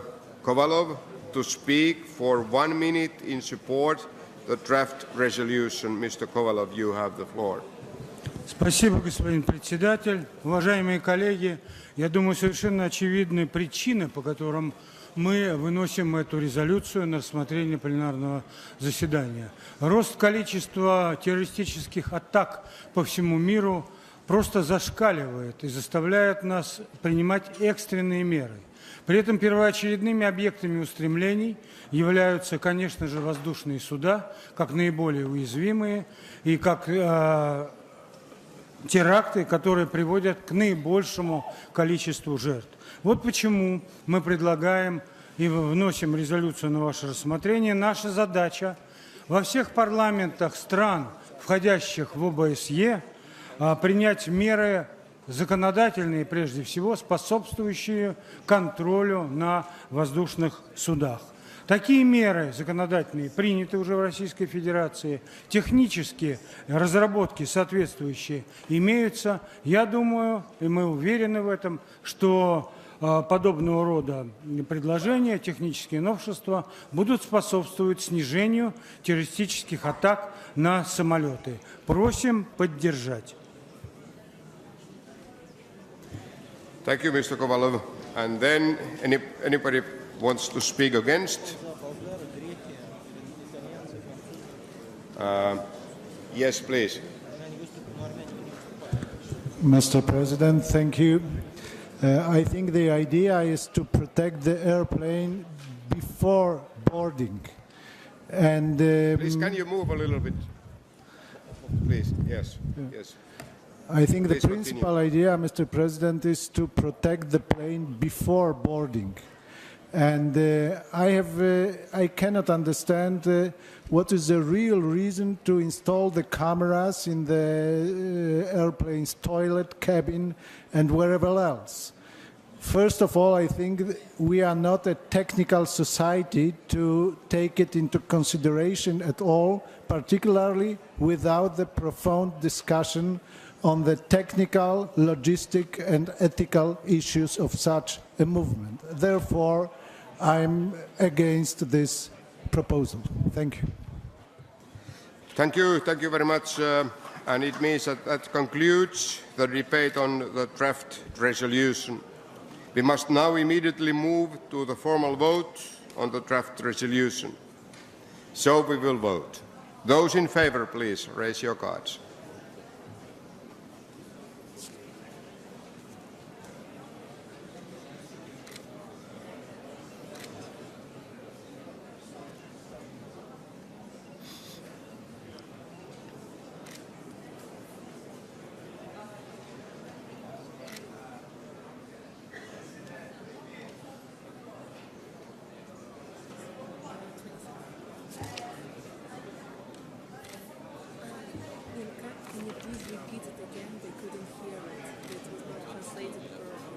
Which one? They didn't hear. We are voting, so we're voting in favour. Sorry. Yes, we are voting in favor. So if there exist any technical problems in our mechanisms, I want to repeat very, very clearly that we are now voting for the proposal of Mr. Kovalov, and it's going on the phase of the voting who are in favor of that amendment. That draft resolution as well. Draft resolution. So please, could you repeat, because there was some kind of problems in our translations. Please. So, those in favor of Mr. Kovalov.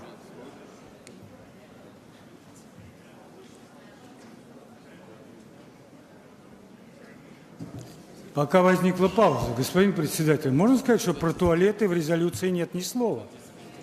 На всякий случай.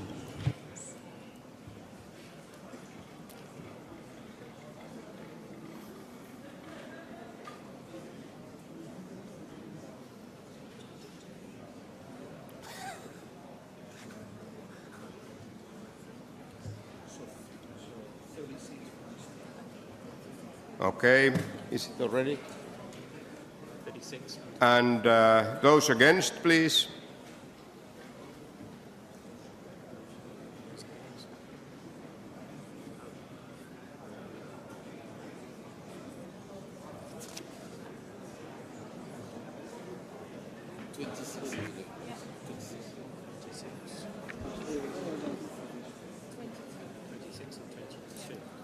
So, okay. What? So, thank you. Abstentions?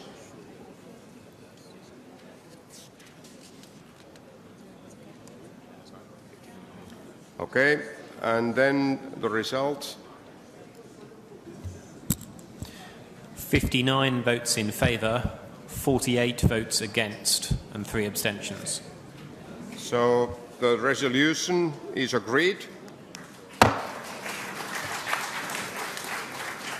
And then we move to number 4, general debate on topical issues. We now have the list, which is closed. The members have indicated that they wish to speak in this debate. How many are they? More than 50. More than 50. So the closing time of the meeting today is 6 p.m. The debate will continue tomorrow, and I have decided the order of speakers based on the following considerations: the fair contribution of countries and also the gender balance. I remind you that we have agreed that speaking time should be limited to 3 minutes. This time limit will be strictly applied. In this way, I hope to allow as many as possible to speak. Speeches must be relevant to the areas of responsibility and objectives of Assembly as set in our rules. And the debate is open, and the first speaker, wait a minute, the list is in here, is Mr. Sultanov, Kazakhstan, and after him, Mr. Viktor Dobre from Romania. Mr. Sultanov from Kazakhstan, please, the floor is yours. Спасибо, господин председатель. Уважаемые коллеги, давайте мы все организованно поблагодарим наших грузинских коллег, парламент Грузии за исключительно теплое гостеприимство и прекрасную организацию работы нашей летней сессии. Современные вызовы и угрозы все чаще приобретают непредсказуемый характер. Это социально-экономические проблемы, международный терроризм и религиозный экстремизм, мир убедился в том, что все античеловеческие террористические акты, совершаемые различными группировками, прикрываясь исламскими названиями, целенаправленно компрометируют подлинный ислам как религию, как культуру. На этом фоне ослабевает доверие между странами, чего мы не должны допустить, особенно в пространстве ОБСЕ. Главный вызов заключается в кризисе архитектуры и безопасности в Европе. Нам до сих пор так и не удалось создать устойчивую и эффективную конструкцию общего и неделимого евроатлантического и евразийского сообщества безопасности, как было отмечено в Астанинской декларации.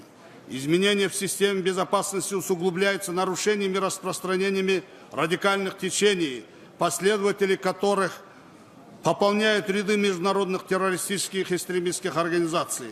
В разных уголках мира происходят террористические акты, направленные на устрашение и дестабилизацию не только отдельных стран, а целых регионов.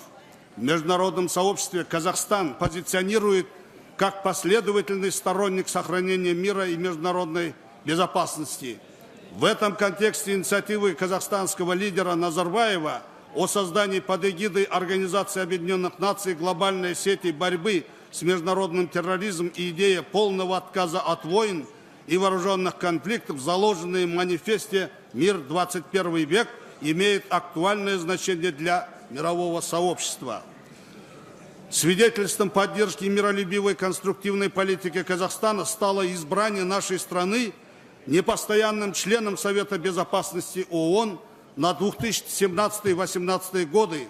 Кандидатуру Казахстана поддержало 138 государств, за что мы хотим всех коллег, товарищей, за это поблагодарить.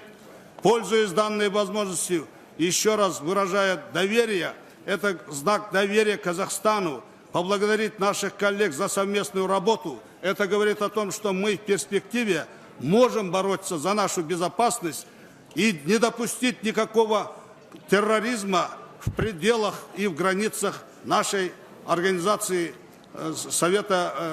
Организации по безопасности. Парламентские ассамблеи и ОБСЕ могут играть более заметную роль в разрешении кризисных ситуаций. Благодарю за внимание. Thank you, Mr. Sultanov. And the next speaker, Mr. Dobre from Romania, and after him, Mr. Kuliev from Azerbaijan. Mr. Dobre. Thank you. Ladies and gentlemen, today we are celebrating a quarter of the decade of parliamentary cooperation under the umbrella of OSCE Parliamentary Assembly by looking back at everything that has been achieved in terms of enhancing dialogue and cooperation.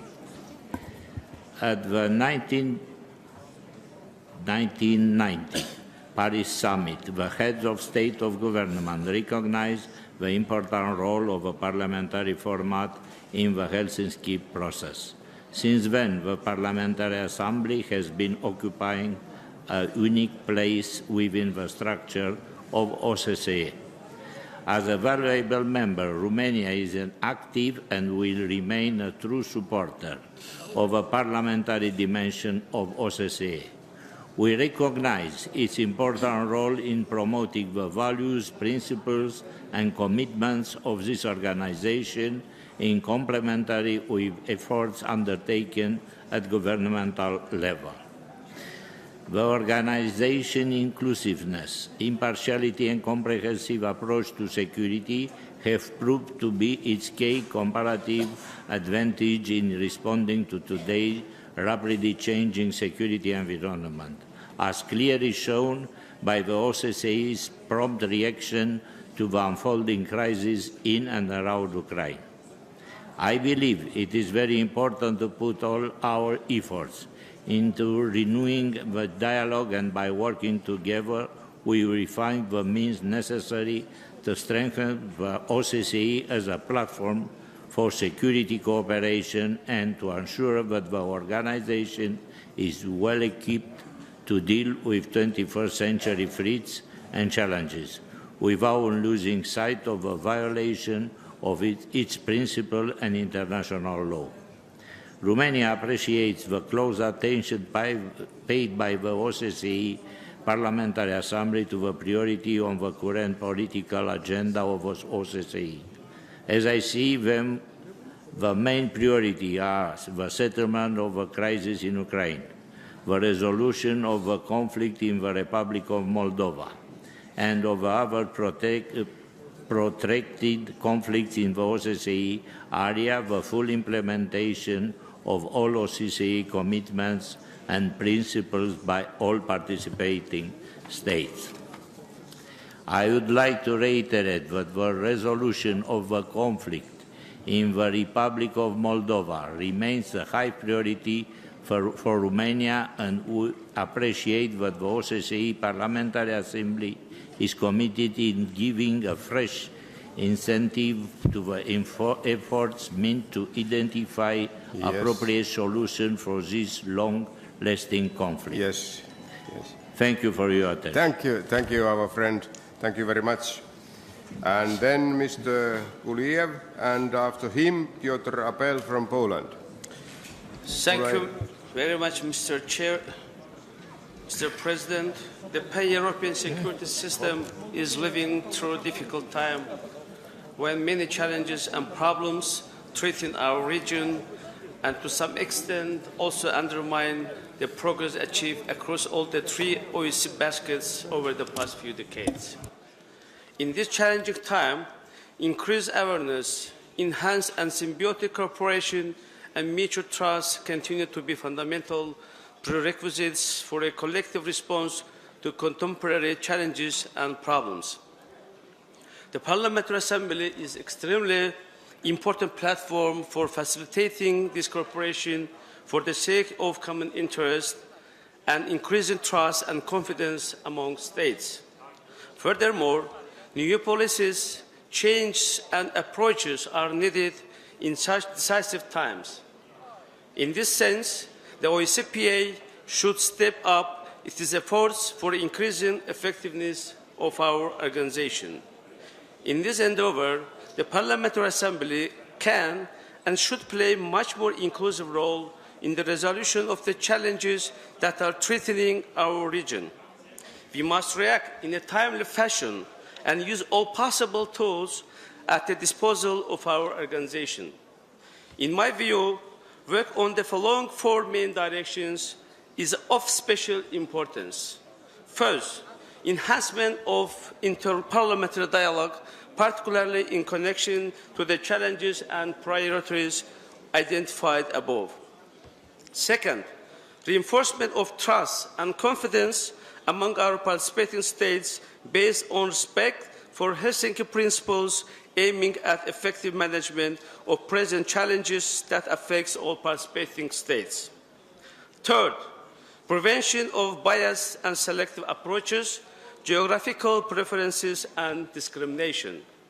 Fourth, contribution towards a maximization of efficient cooperation and coordination among OSCE executive structures and institutions. I strongly believe that concrete steps taken in these directions will contribute to maintenance of stability and security in our shared region. Thank you, Mr. President. Thank you. Thank you very much about your valuable contribution. We move forward.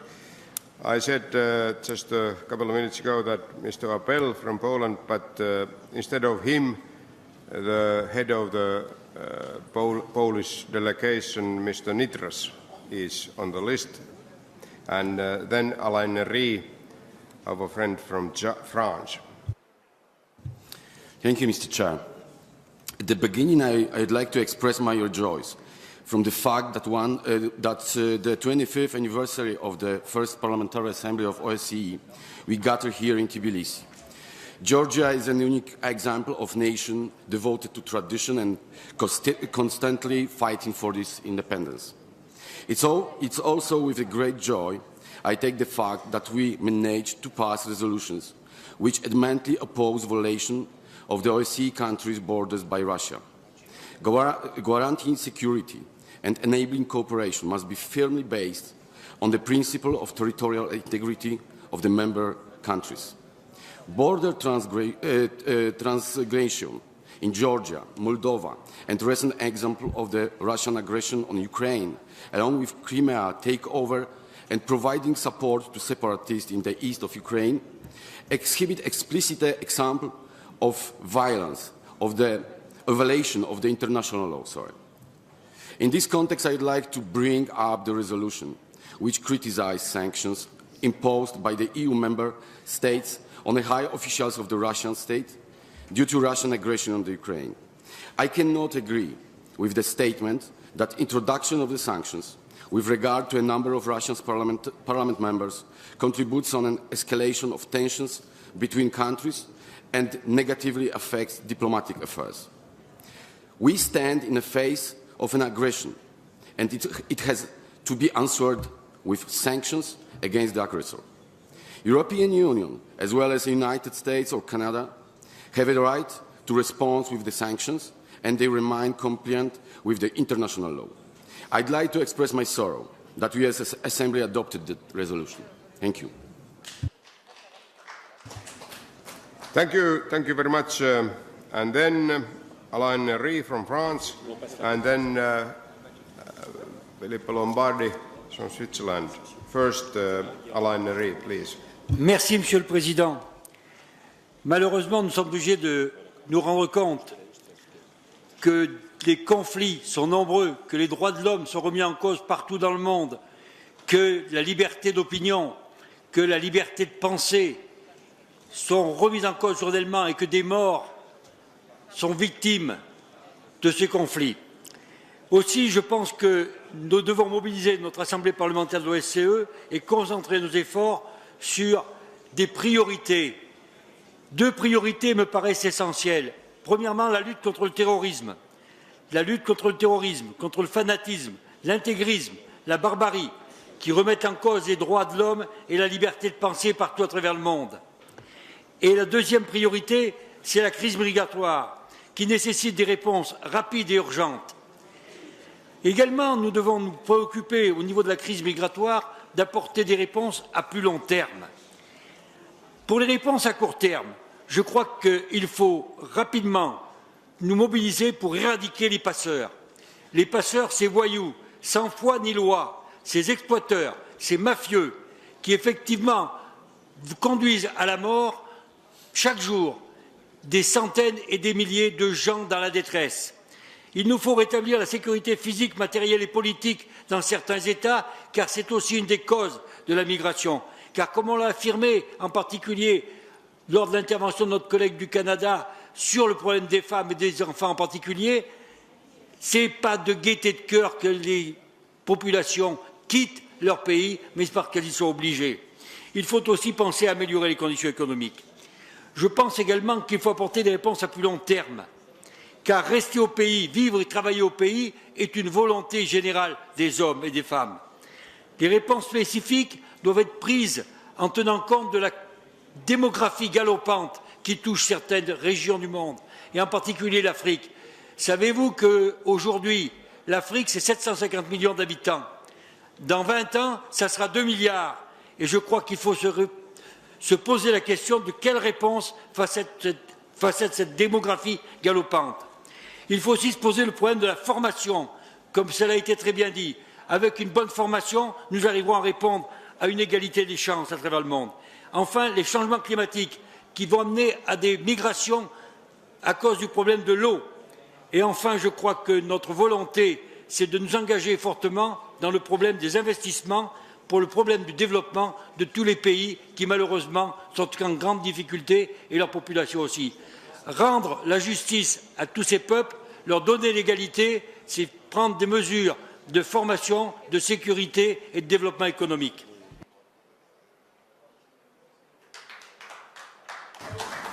Thank you, Alain Rie, very much indeed.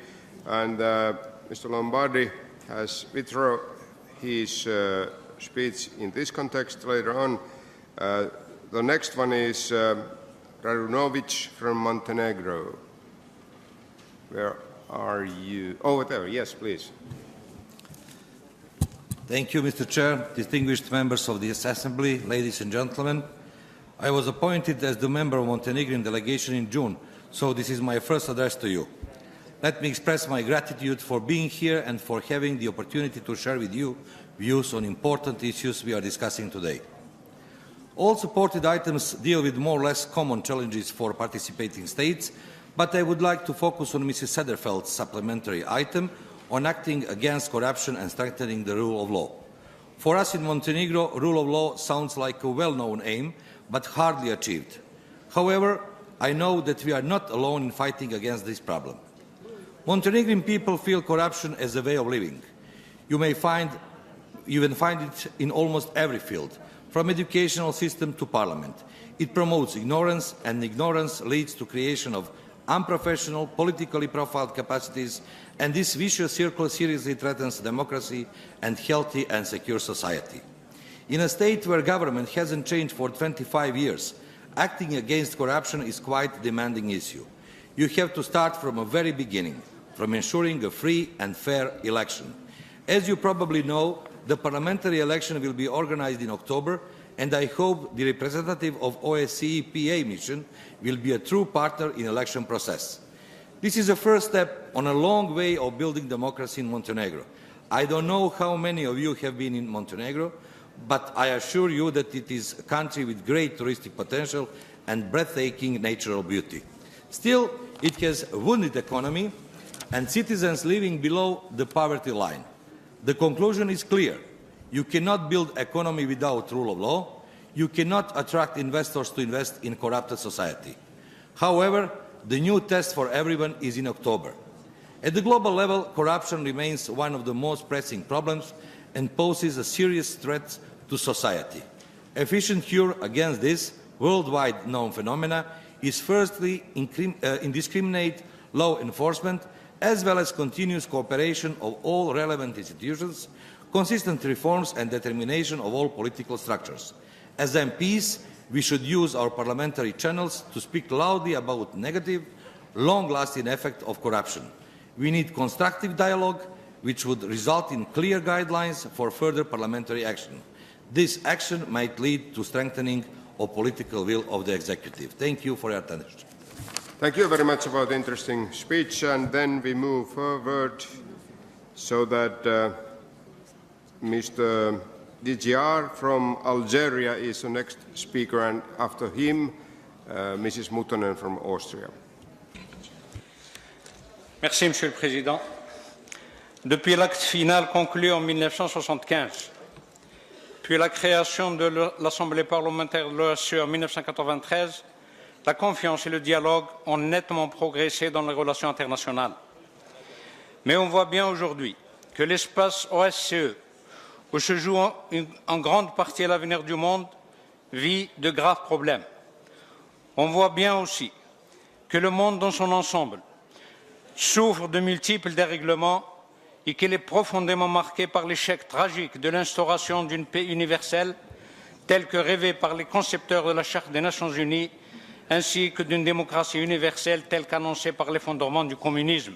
En effet, les conflits internes qui déchirent de nombreux pays, la tragédie des migrants, le terrorisme, la paralysie du processus de paix au Moyen-Orient, la montée des extrémismes et du radicalisme, ainsi que les soupçons qui pèsent de plus en plus sur la finance et le capitalisme de style ultralibéral, mettent à rude épreuve les espoirs en un ordre international stable et paisible, fondé sur le dialogue, la concertation, la négociation, conformément aux principes de la Charte des Nations Unies et ceux de l'acte final. Ce décalage inquiétant entre les objectifs convenus et la réalité, entre les principes et les actes, interpelle plus que jamais les acteurs politiques et les États sur la nécessité de revoir les grilles d'analyse et de repenser les doctrines afin de mieux cerner les évolutions, pointer les défaillances, situer les perspectives et agir de manière collective dans le cadre d'une stratégie globale conçue de manière conjointe et solidaire à l'abri des calculs étroits et des égoïsmes nationaux. Car la paix, la stabilité et la sécurité doivent bénéficier à tous, sans exception. Il y va de l'avenir de nouvelles générations et de la survie même de l'humanité. À cet égard, L'Algérie a toujours été à la pointe du combat pour la paix et en faveur de solutions politiques à tous les conflits. L'Algérie a fait également preuve de son engagement sans faille dans la lutte contre le terrorisme. Elle s'attelle aujourd'hui, avec l'amendement de sa constitution, à consolider le processus démocratique tout en poursuivant les efforts visant à développer l'économie de marché. C'est un partenaire fiable, tout à fait disposé à examiner, pour ce qui le concerne, les nouvelles méthodes préconisées par la Commission des affaires politiques et sécuritaires de l'Assemblée parlementaire de l'OSCE afin de faire avancer la collaboration avec les partenaires méditerranéens. Je vous remercie. Thank you very much. And every one of us, we know that it's an old parliamentary manner that if somebody is speaking from there, it's not very good manner to stay and stand between the podium and the current speaker. So that let's try to follow that good tradition also in our assembly. Next speaker is Mrs. Mutonen, and after her we will hear Isabella Santos. Christine Mutonen, please. Thank you, Mr. President. Dear colleagues, first of all, I would like to thank everyone for the intensive and good discussions we had in the last days. These kind of discussions can and should inspire other institutions as well. And this is why I was very grateful for the supplementary item presented by the Icelandic delegation that we already discussed last Friday. I had the possibility to talk with the OSCE ambassadors in Vienna, as well as with representatives of the OSCE chairman in office.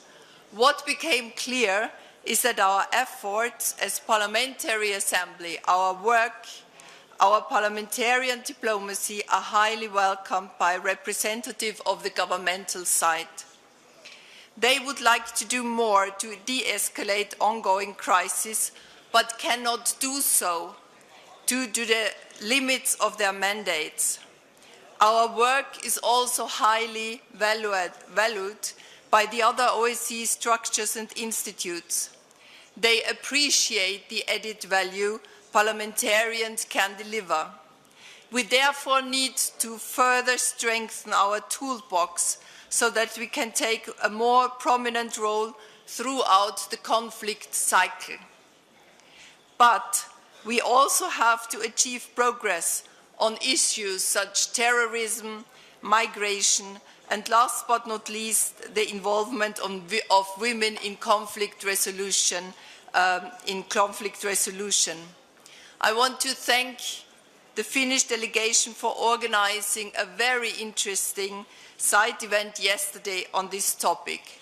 So let's go on debating and discussing those important issues. Thank you very much. Thank you. And then instead of Isabella Santos, Nilsa Sena will take the floor, please. And after her, Sergei Wojcicki from Ukraine, please. Thank you, dear President, dear colleagues. We are witnessing today a new paradigm on the economy, the fourth industrial revolution. Technological advances that occur with the robotization of the economy affect all areas of work. While the digital revolution has affected only the liberal professions, this new development extends its ramifications to all occupations. It is no longer possible to maintain the healthy economy and be in the first line of intervention without regard to this new dimension. The countries of OSCE area must necessarily be attentive to this growing economy, increasingly based on the equitable access of new technologies. The maturation of democratic values and the consolidation of democracy is also guaranteeing that everyone has access to these new tools. The world is changing once again, and once again we need to be prepared for the change. Jobs will be lost with the increasing range of new technological tools, but new jobs will emerge now reinvented. It is imperative that we are prepared to adapt to these new challenges. With changes also comes opportunities and a new world to everyone. New technologies like 3D printers transform the concept of factory and even inventions. A small inventor has already now at his fingertips the ability to test a prototype and modify it to improve it without spending a fortune in development of his project, thereby increasing the chances of success. Information and communication technologies, artificial intelligence, as we see this week in The Economist, and manned vehicles, robotics, to name a few, are developing at a fast pace, bridging the barriers of the traditional economy. Progress with hardware and software is already improving our lives in countless areas. We need to rethink the relationship between universities and businesses. The first must be prepared to strengthen and develop the new skills and the latter require. Our Assembly should also reflect on these new technologies. They must be addressed as soon as possible in order to turn into extreme difficulties for the participating states to follow this new economy. Our Assembly has in annual session the theme 25 years of parliamentary cooperation must go on with this. Our space for dialogue should also be used for the sharing of knowledge leading to shared prosperity, generating health and improving the lives of citizens of countries in the OSCE. Thank you. Thank you very much indeed. And then Mr. Wysowski from Ukraine, and after Mr. Wysowski, Mrs. Kylliki-Kuldsep from Estonia. Wysowski from Ukraine, please. Thank you, Mr. President. What the Ukrainian delegation has to note, we hear today from our French colleagues and some other members of the Honorable PAOC the ideas that the sanctions against Russia must be cancelled. What do I have to say about this? We know that the United States of America, Canada, Japan, and all the world sanctions that were applied for the Russian aggression and annexation of Crimea, for the war at Donbass, were designed such so that not to harm the economy of the European Union. What did harm the economy of the European Union is Russian counter-sanctions. So Mr. Putin implies sanctions against the EU. Mr. Putin did everything to take some countries of the EU hostages, to try to diminish, to lower their economical prosperity, and to press, as a terrorist, to press them to cancel the sanctions. The sanctions must be continued. Ukraine is a victim of Russian aggression.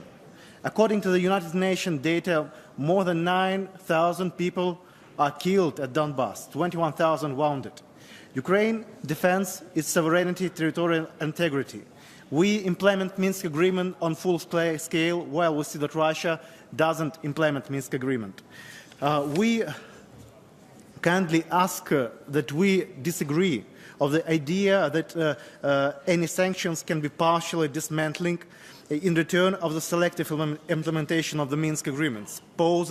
We think that it poses a direct threat to sustainable settlement and encourage Russia for further aggression. We know that such ideas are very widespread now in Europe. Selective and fragment approach to implementation of the Minsk agreements will pose a number of strategic threats to European security. Forced federalization, we see how Russia plays the game. They say that we must federalize our country. They say that we must hold an election at Donbass and the de facto Russian occupation, where the weapons are not withdrawn, while the Kalashnikov is in force, not the law and order is in force. So we seek help from the international community for the full-scale OSCE and international community police mission at Donbass to encourage and to Russia to withdraw the weapons, to encourage all the paramilitary troops, Russian-based troops, to withdraw heavy weapons, to gain the control over the violence as a territory, and then to proceed under the Minsk agreement. Without the implementation of Minsk, without the security, without the withdrawal of weapons, without the ceasefire, we can't have a solution to this conflict. Thank you. Thank you. Thank you very much indeed. And next speaker, Külliki Kübarsepp from Estonia. Where are you? And after her, Gigimayan from Armenia. Kübarsepp first. I'm here. Thank okay, you. Great. Dear colleagues, at first I would like to express that we, the delegation of Estonia, are very grateful to our Georgian hosts for the hospitality we have met on every step. Thank you. It is very important that this session there in Tbilisi we celebrate the 20th anniversary of parliamentary cooperation, and while building trust through dialogue, we support our friends and colleagues in Georgia. I would like to say that after 25 years, OSCE needs some rearrangements to get more practical. This is very important in today insecure environment, which is changing to more critical every day. Terrorism continues to be the biggest threat of our time that we all must confront together. We need urgently action plan to reduce threat of terrorism. We need effective strategies to focus and find concrete solutions, and not to spend too much time with searching endless for needless compromises. As politicians, we should recommit ourselves to build a more secure and stable world. We must guarantee that everyone keeps their promises and fulfills the OSCE fundamental principles, and that no one can make new rules only for themselves, violating these common OSCE fundamental principles such as respect for territorial integrity. We really should not accept that few countries do not respect our aims and principles.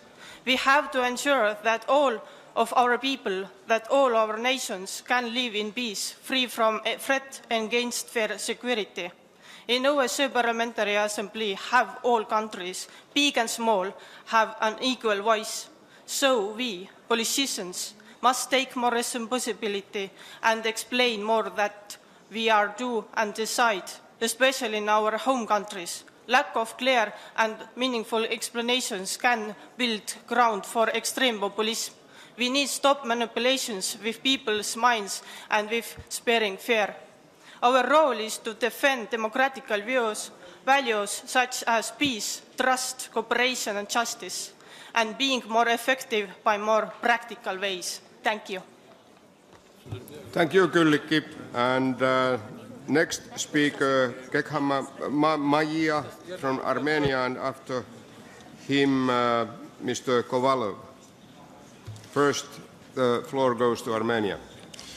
Уважаемый господин президент, уважаемые коллеги, несмотря на то, что в последние годы парламентская ассамблея ОБСЕ проделала титаническую работу, тем не менее, все еще в ареале ОБСЕ сохраняются горячие точки. И невольно призадумываешься, в чем проблема.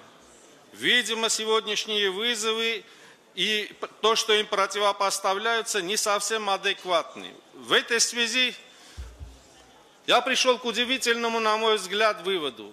Пользуясь случаем, во-первых, хочу поблагодарить своих коллег из Германии за то, что Бундестаг подавляющим большинством голосов принял резолюцию, осуждающую геноцид армян. Поблагодарить президента ФРГ Йоахима Гаука, который еще в прошлом году в соборе в Берлине 23 апреля признал геноцид и отметил вину Германии за то, что она не смогла подействовать на своего союзника Турцию и предотвратить геноцид. Хочу выразить слова благодарности французской делегации, Сенат, которая буквально позавчера принял резолюцию, криминализирующую факт отрицания геноцида. И, наконец, Папу Римского, который 24-26 июня текущего года с трехдневным визитом был в Армении и также осудил геноцид.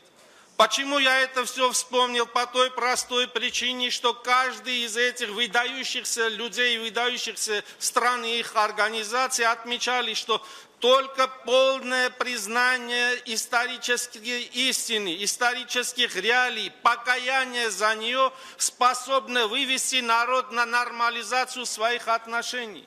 То есть они нормализацию взаимоотношений между Арменией и Турцией связывали лишь с признанием исторического прошлого.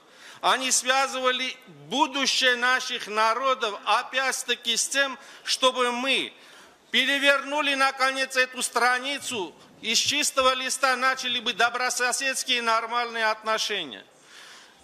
Исходя из этого, и полностью полагаясь на высокий цивилизационный уровень Франции, Германии, естественно, Ватикана и наших коллег, хочу внести предложение, чтобы по всем конфликтам в ареале ОБСЕ была бы тщательно изучена предыстория конфликтов, была бы тщательно изучена возможность их преодоления путем сопоставления интересов не только конфликтующих сторон, но и великих держав. Только на этом пути мы сможем повторить тот героический шаг, который наши предки сделали в 1975 году в Хельсинки, заключив заключительный акт. Спасибо за внимание. Mr. Kekhamaya, thank you very much about your valuable contribution, and then we go further. The next speaker, eventually, Mr. Kovalov, please. Спасибо, Грузия, спасибо грузинскому народу за то гостеприимство, которое они продемонстрировали. Это всегда было характерно для этой страны. Мы лишний раз убедились в том, какой это радушный народ и как они хорошо встречают гостей. Спасибо парламентской ассамблее за плодотворную работу в течение этих дней. Сегодня перед безопасностью Европы стоят серьезнейшие вызовы. И от того, какие ответы мы на них найдем, насколько сможем преодолеть внутренние разногласия и объединить силы для решения жизненно важных проблем, будет зависеть будущее нашего континента, ни больше, ни меньше. Терроризм бросил открытый вызов всей человеческой цивилизации, который нельзя игнорировать. Волна террора не обошла стороной и регион ОБСЕ. В этой связи хочу поблагодарить уважаемых коллег за принятие моего проекта дополнительного пункта, призванного внести свой вклад в дело борьбы с терроризмом. Перед нашей ассамблеей стоит абсолютно понятный, хотя и не для всех, простой выбор. Поддержит ли она фундаментальные, основополагающие задачи ОБСЕ, укрепит ли ее роль и традиции? Сумеет ли пересмотреть приоритеты последнего времени и поставить на первое место в своей повестке именно безопасность, общеевропейскую безопасность, или же превратиться в еще один ретранслятор заявлений НАТО и Европарламента? После 4 дней насыщенных дискуссий в рамках нашей сессии я вынужден констатировать, что это не всегда получается. Отсутствие диалога и взаимного учета интересов привело Европу к дефициту консенсуса по жизненно важным вопросам, подорвало взаимное доверие и в итоге создало предпосылки для развития тяжелого кризиса. Необходимо восстанавливать взаимоуважительный и конструктивный диалог. Мне кажется, мы заложили с вами прочный фундамент этого. Должны быть обеспечены механизмы внешнеполитической координации и урегулирования разногласий. Время блоковых подходов прошло, о чем красноречиво свидетельствуют результаты Брексита. Необходимо оставить в стороне политизированные амбиции, и тогда станет возможным поиск точек соприкосновения для решения всех обозначенных проблем. Со своей стороны, мы настроены максимально способствовать задействованию в этих целях возможностей ОБСЕ и ее парламентской ассамблеи. Вношу предложение, господин председатель, рассмотреть вопрос о создании специальной комиссии по противодействию и борьбе с терроризмом в рамках нашей парламентской ассамблеи. Прошу секретариат международный рассмотреть это предложение и поставить на рассмотрение всем членам парламентской ассамблеи. Большое спасибо. Thank you very much. Spasibo большое, and I think that the idea is excellent. So we go further. The next speaker will be Giorgio Divina from Italy, and after him, Margareta Cederfeld from Sweden. First, Giorgio Divina, Italy. Grazie Presidente. Gli scopi di questa assemblea sono quelli di cooperare per la sicurezza, è il nome dell'acronimo dell'OSCE. Dei paesi nel passato scorso hanno deciso assieme di cooperare per la sicurezza, che vorrebbe dire appianare se ci sono frizioni prima che nascano cose peggiori, evitare conflitti o trovare soluzioni ai conflitti che magari sono in atto. Tanti dei paesi qua presenti fanno parte anche dell'Alleanza Atlantica. L'Alleanza Atlantica che sempre più sembra rispondere a logiche decise sempre più da lontano, oltreoceano, lontane comunque dai problemi dell'Europa continentale.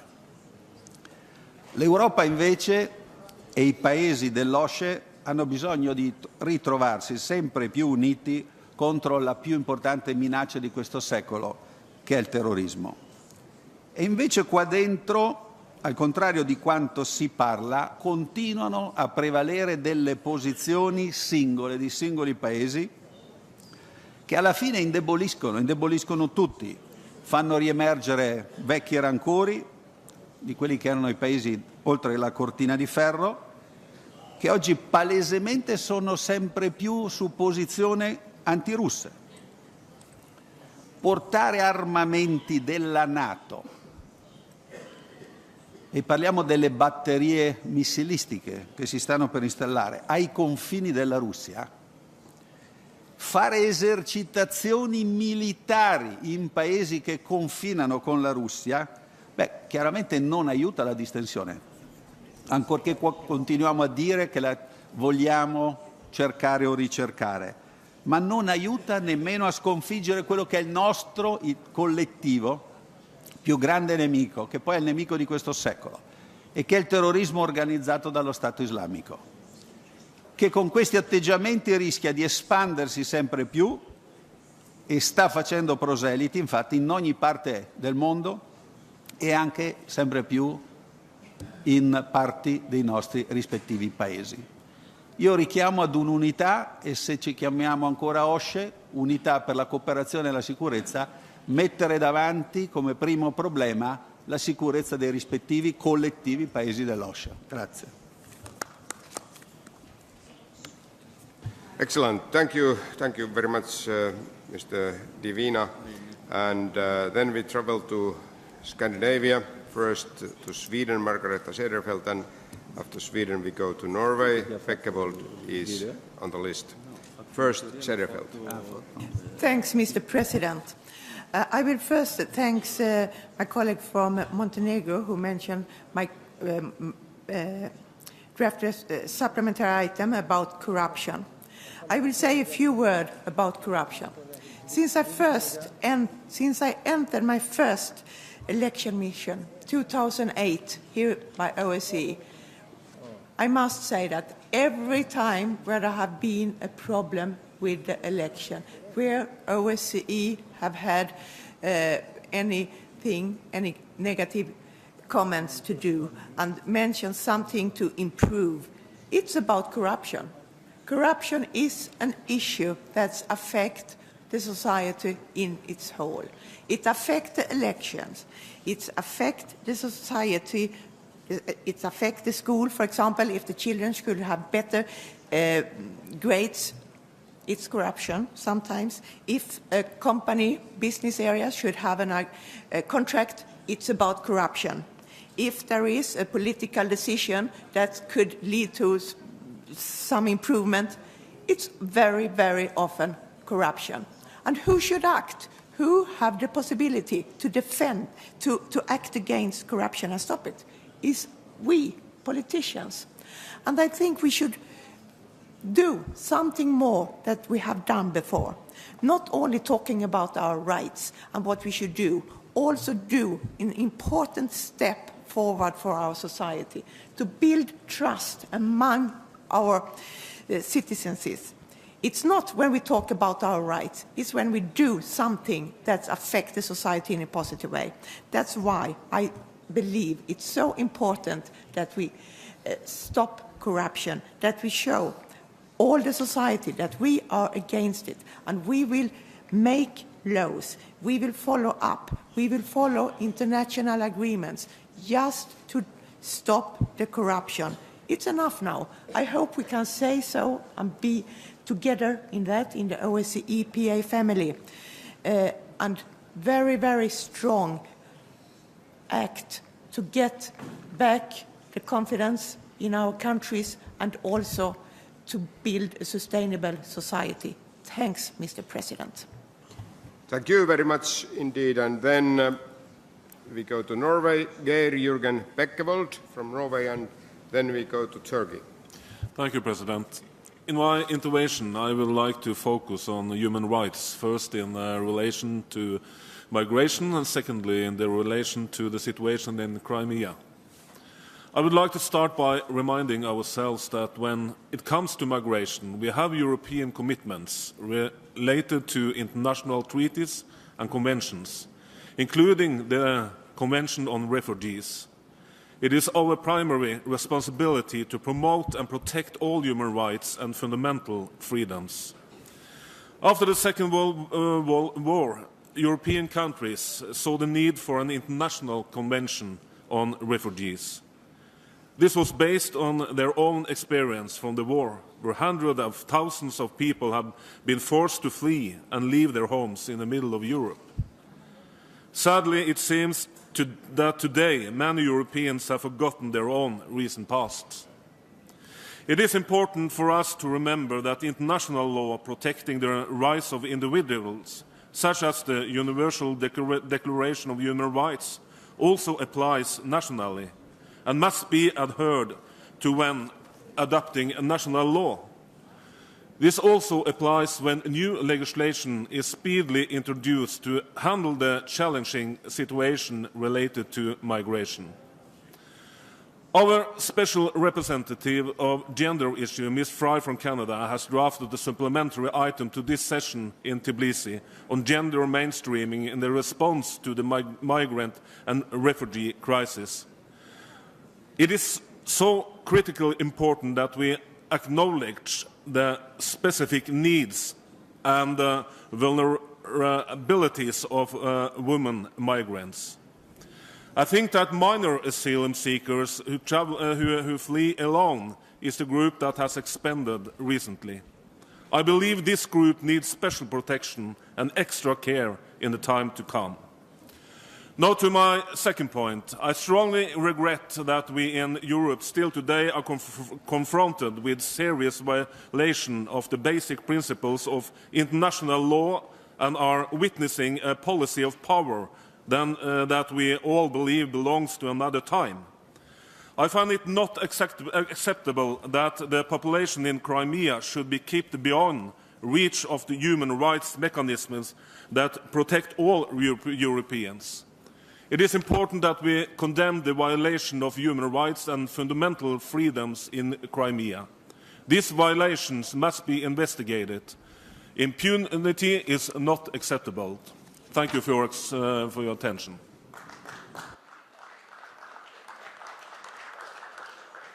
Thank you. Thank you, Geir Jürgen.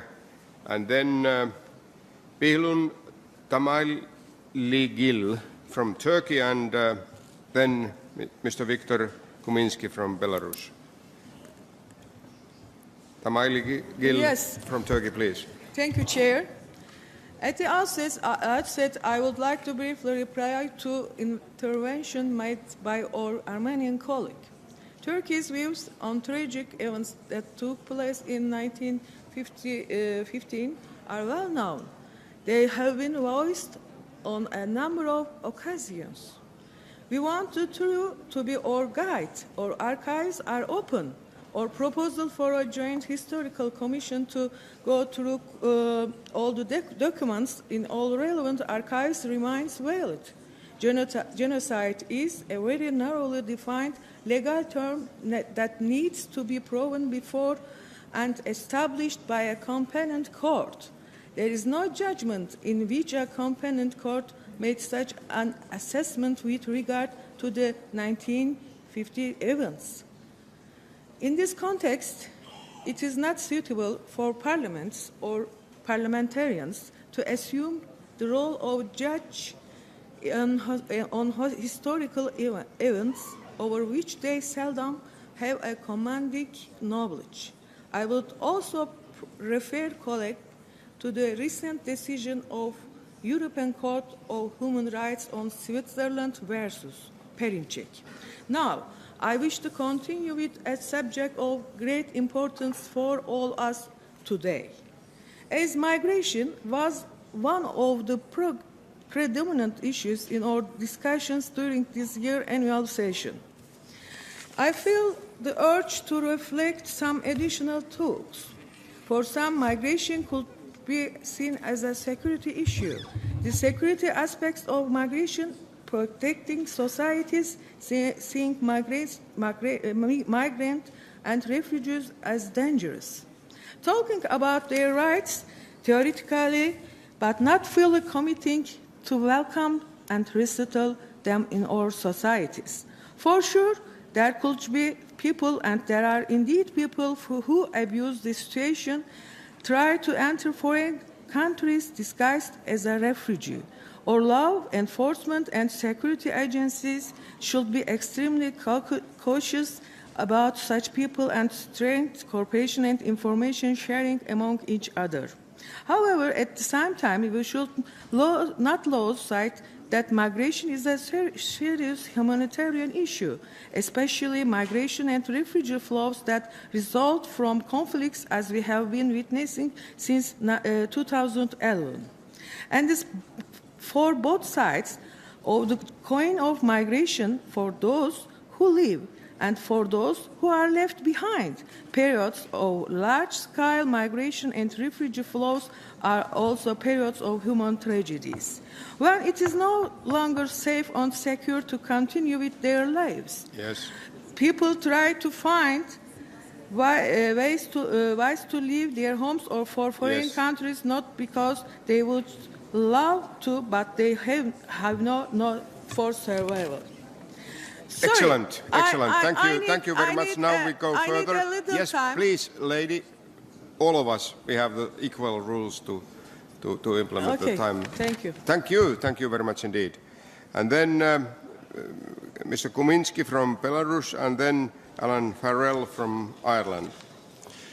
Уважаемый господин председатель, уважаемые коллеги, за прошедшие 25 лет Парламентская ассамблея ОБСЕ прошла значительный путь в своем становлении и развитии. Мы добились того, что голос парламентской ассамблеи сегодня слышен. Вместе с тем необходимо признать, что оснований для радости и самоуспокоения в юбилейную дату у нас немного. Вся система общеевропейской безопасности проходит сегодня проверку на прочность.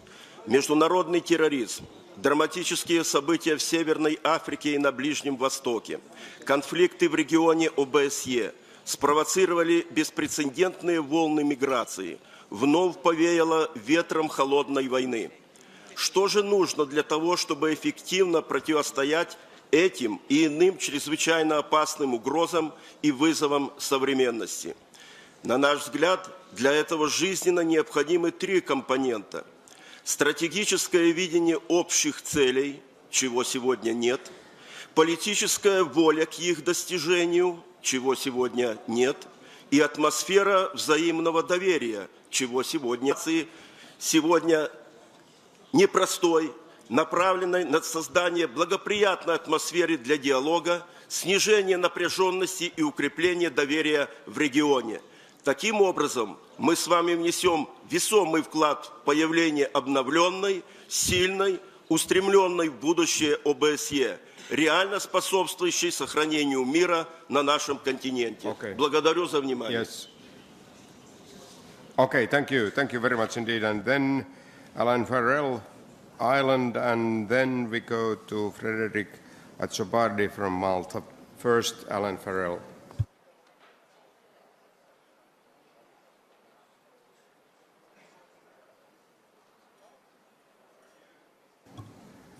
Is Mr. Farrell in here? Not today, so we move forward. So, Frederick Azzopardi from Malta, please. Malta? No. Ulla Elvestuen, Norway. Ulla? Where are you? Somewhere in here. Norwegian delegation is over there, but where is Ulla? Is he in here? Please, be hurry. Time is running out. Thank you for that. Thank you. So, the floor is yours, please.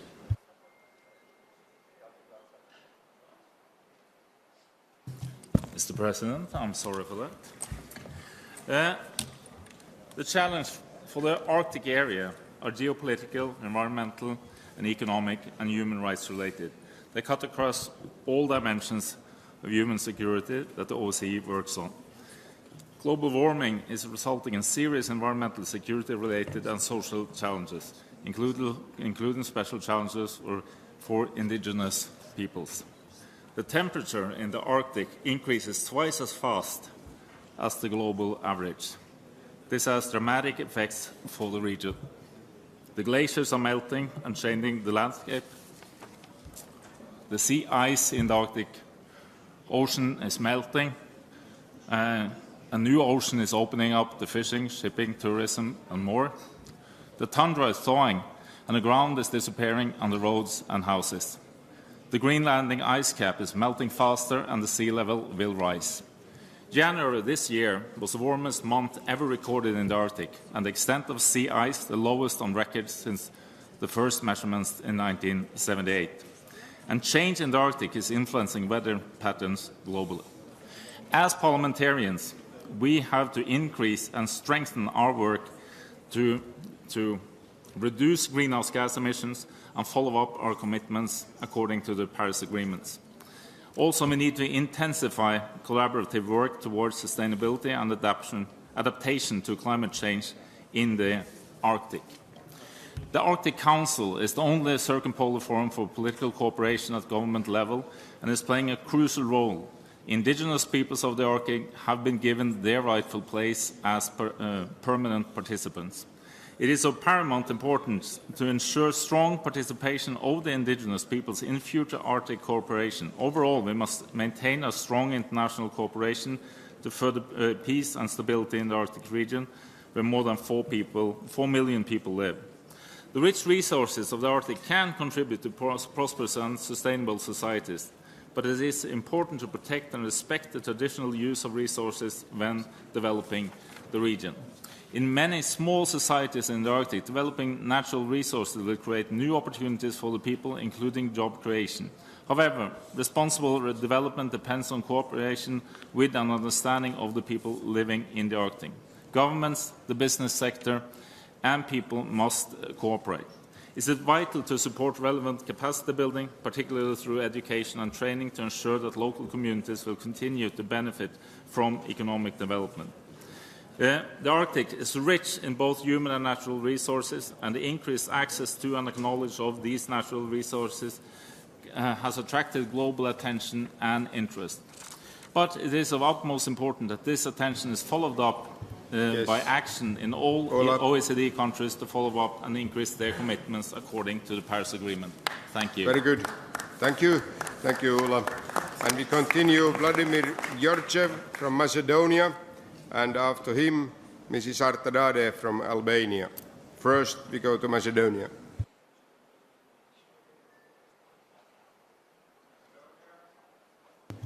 Macedonia? Not here just now. How about Albania, Artadade?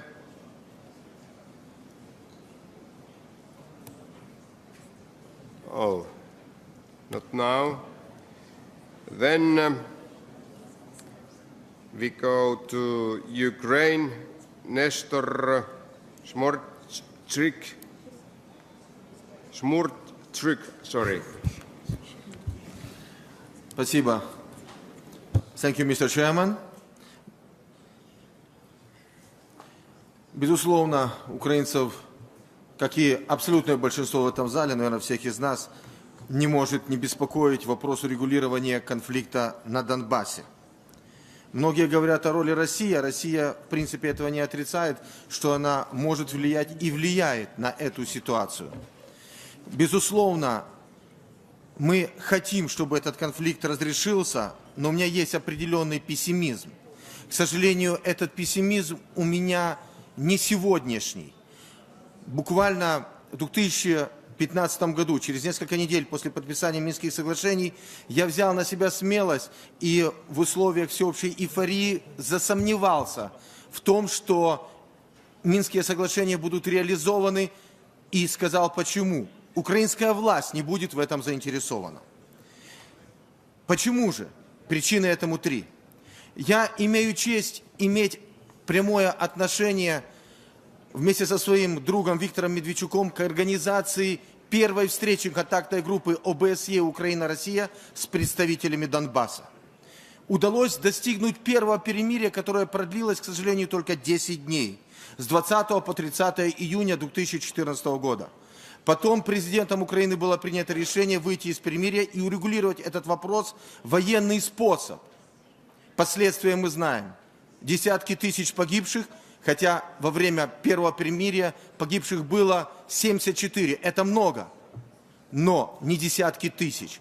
Разрушенная экономика, шестикратное обнищание украинцев – это результат решения украинской власти. Почему сегодня украинская власть фактически саботирует реализацию Минских соглашений? Ведь ни в Государственной Думе России, ни в Конгрессе Соединенных Штатов, ни в Европарламенте должны быть приняты те законы, которые выписаны в Минских соглашениях. Украинская власть боится ответственности за принятие решения 30 июня 2004 года, которое повлекло катастрофические последствия. Очень удобно спекулировать на вопросе войны, когда люди обнищали. И, конечно же, украинская власть не хочет, чтобы 3 миллиона жителей Донбасса вернули себе право голоса, зная, что они никогда не проголосуют за них. И это тоже правда. Поэтому мы не должны строить иллюзий. Конечно, мы должны сделать все, чтобы Минские соглашения были реализованы, но украинская власть, на это не способна. Господин председатель, я хочу воспользоваться возможностью высказать слова благодарности лично вам за вашу работу на должности президента Парламентской ассамблеи ОБСЕ. Thank you. Спасибо вам и спасибо за внимание. Я сожалею, что регламентные нормы ограничивают возможность проголосовать за вас. Спасибо. Thank you very much. And we go forward.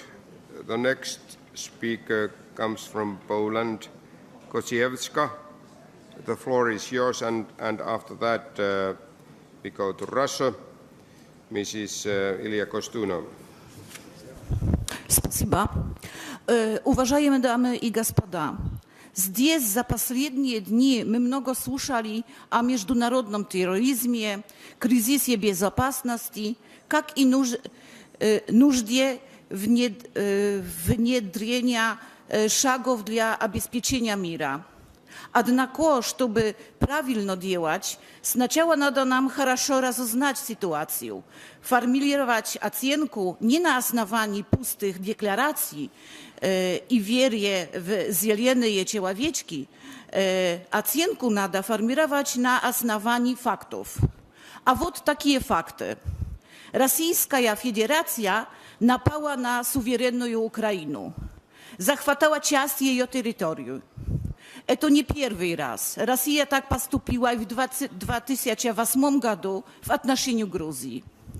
К сожалению, на этом заседании можно заметить, что мы не единогласны в оценке этих событий. Я член парламента Польши, но прежде всего человек, который борется за права человека. Неоднократно я пробывала в Восточной Украине во время продолжающейся войны и разговаривала с жертвами этой войны, с солдатами, но и с гражданскими лицами. Я встретила людей, которые прошли через от русского плена. Но не всем повезло, и не все пережили. Не все возвратились домой. Из этих встреч взялся мой отчет. Отчет об российских военных преступлениях, которые имели место в Восточной Украине в 2014 году. Ужасное избиение, втыкание иглы под ногти, ожидевание тела – это только примеры того, что вы найдете в моем отчете.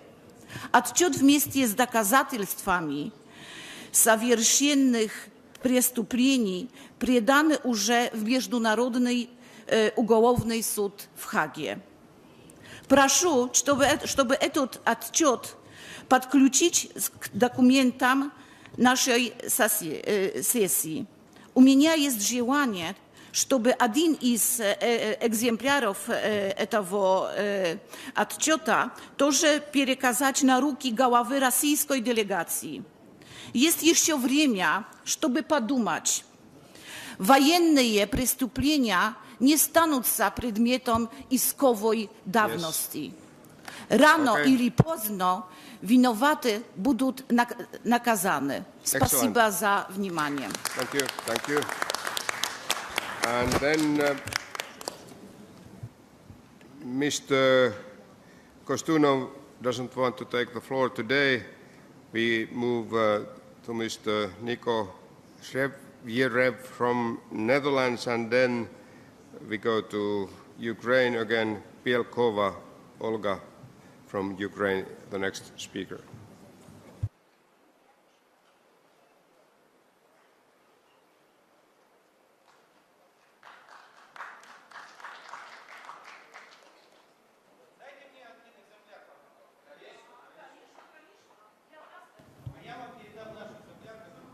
Yes, how about the Holland, the Netherlands delegation, where are you? Okay, not in here at all. And Olga Bielkova from Ukraine, the next speaker. Thank you, Mr.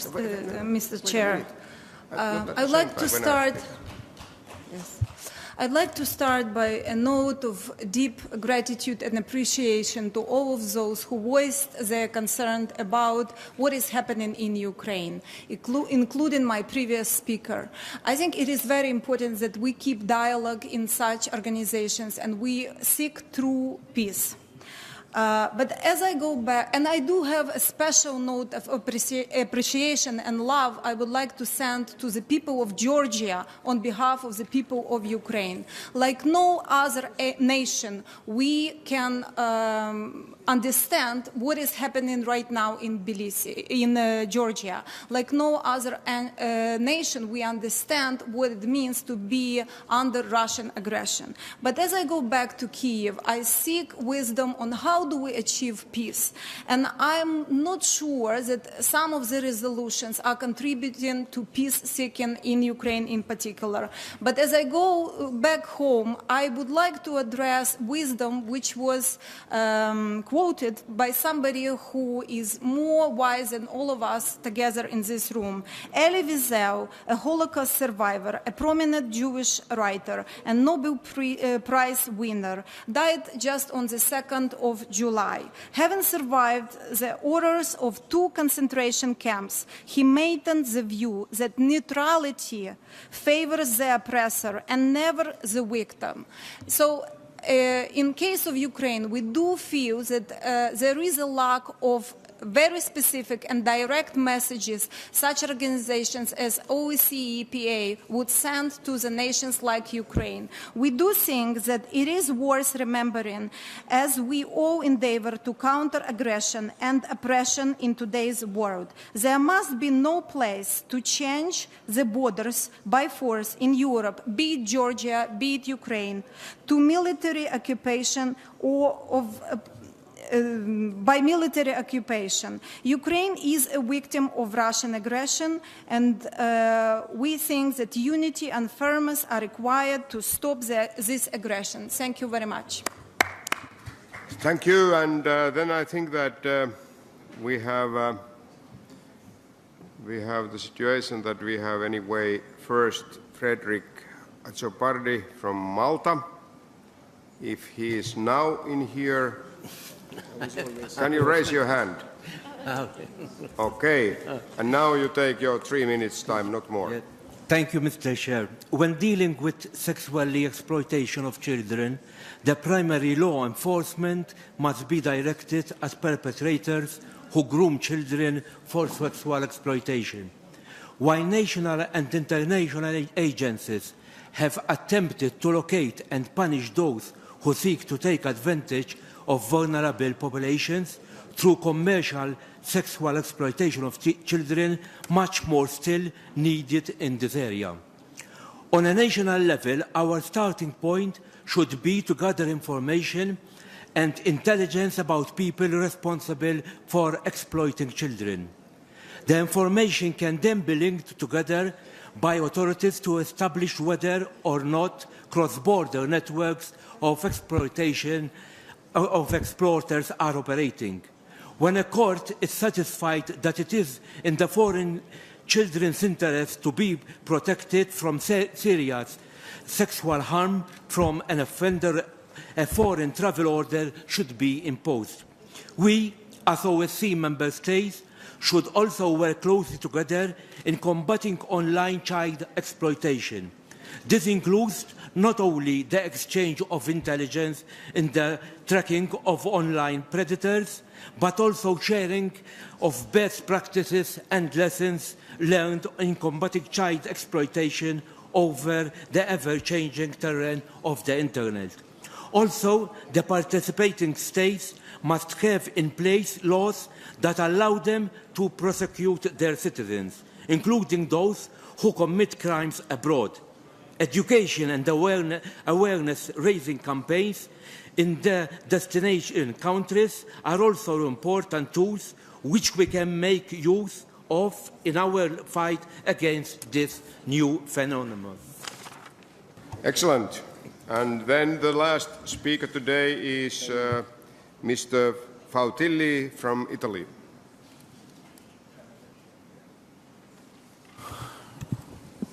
Grazie Presidente.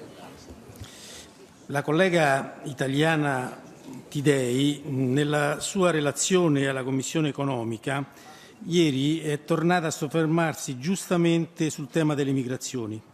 Un problema diventato ormai epocale, ne siamo tutti convinti, che i paesi del Mediterraneo, in particolare l'Italia, oggi si trovano ad affrontare, purtroppo non sempre con la solidarietà e la collaborazione necessaria delle istituzioni europee. E soprattutto questo per l'atteggiamento prevenuto di alcuni Stati membri dell'Unione Europea presenti anche nell'OSCE.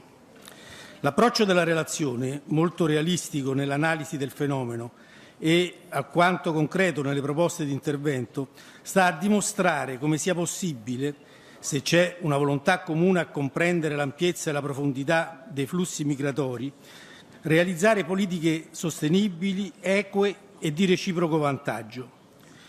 perché le migrazioni sono un fenomeno sociale ed economico proprio della globalizzazione, che può essere considerato non un problema di instabilità, di insicurezza, di impoverimento, ma al contrario una risorsa economica e demografica, purché si condivida però l'obiettivo dell'integrazione nel rispetto della legalità, contrastando l'immigrazione clandestina e facilitando tutto ciò che strutturalmente può realizzare condizioni per gli immigrati e i rifugiati e per le popolazioni dei paesi che li ospitano di cooperazione e di crescita economica. Per cui in questa Assemblea, secondo noi, si dovrebbe ribadire la necessità di una politica d'asilo più umana, più solidale, più equa nella condivisione degli oneri e più efficiente, nonché di una politica per la migrazione legale più strutturata, sottolineando anche la necessità di avanzare rapidamente verso un sistema di asilo realmente comune in termini di condivisione delle responsabilità e di solidarietà. Grazie. Thank you very much indeed, and I apologize that I have to be so unpolite, but I should like to follow our common decisions about the restriction of the time for every one of us equally. So thank you very much indeed, and we will resume this debate tomorrow, and it means that we will conclude the agenda for this sitting, and we will meet, of course, tomorrow morning, early tomorrow morning, so it means at 9 a.m. for our final plenary sitting. That's a way, and I will thank you once again. Thank you very much. The sitting is closed today.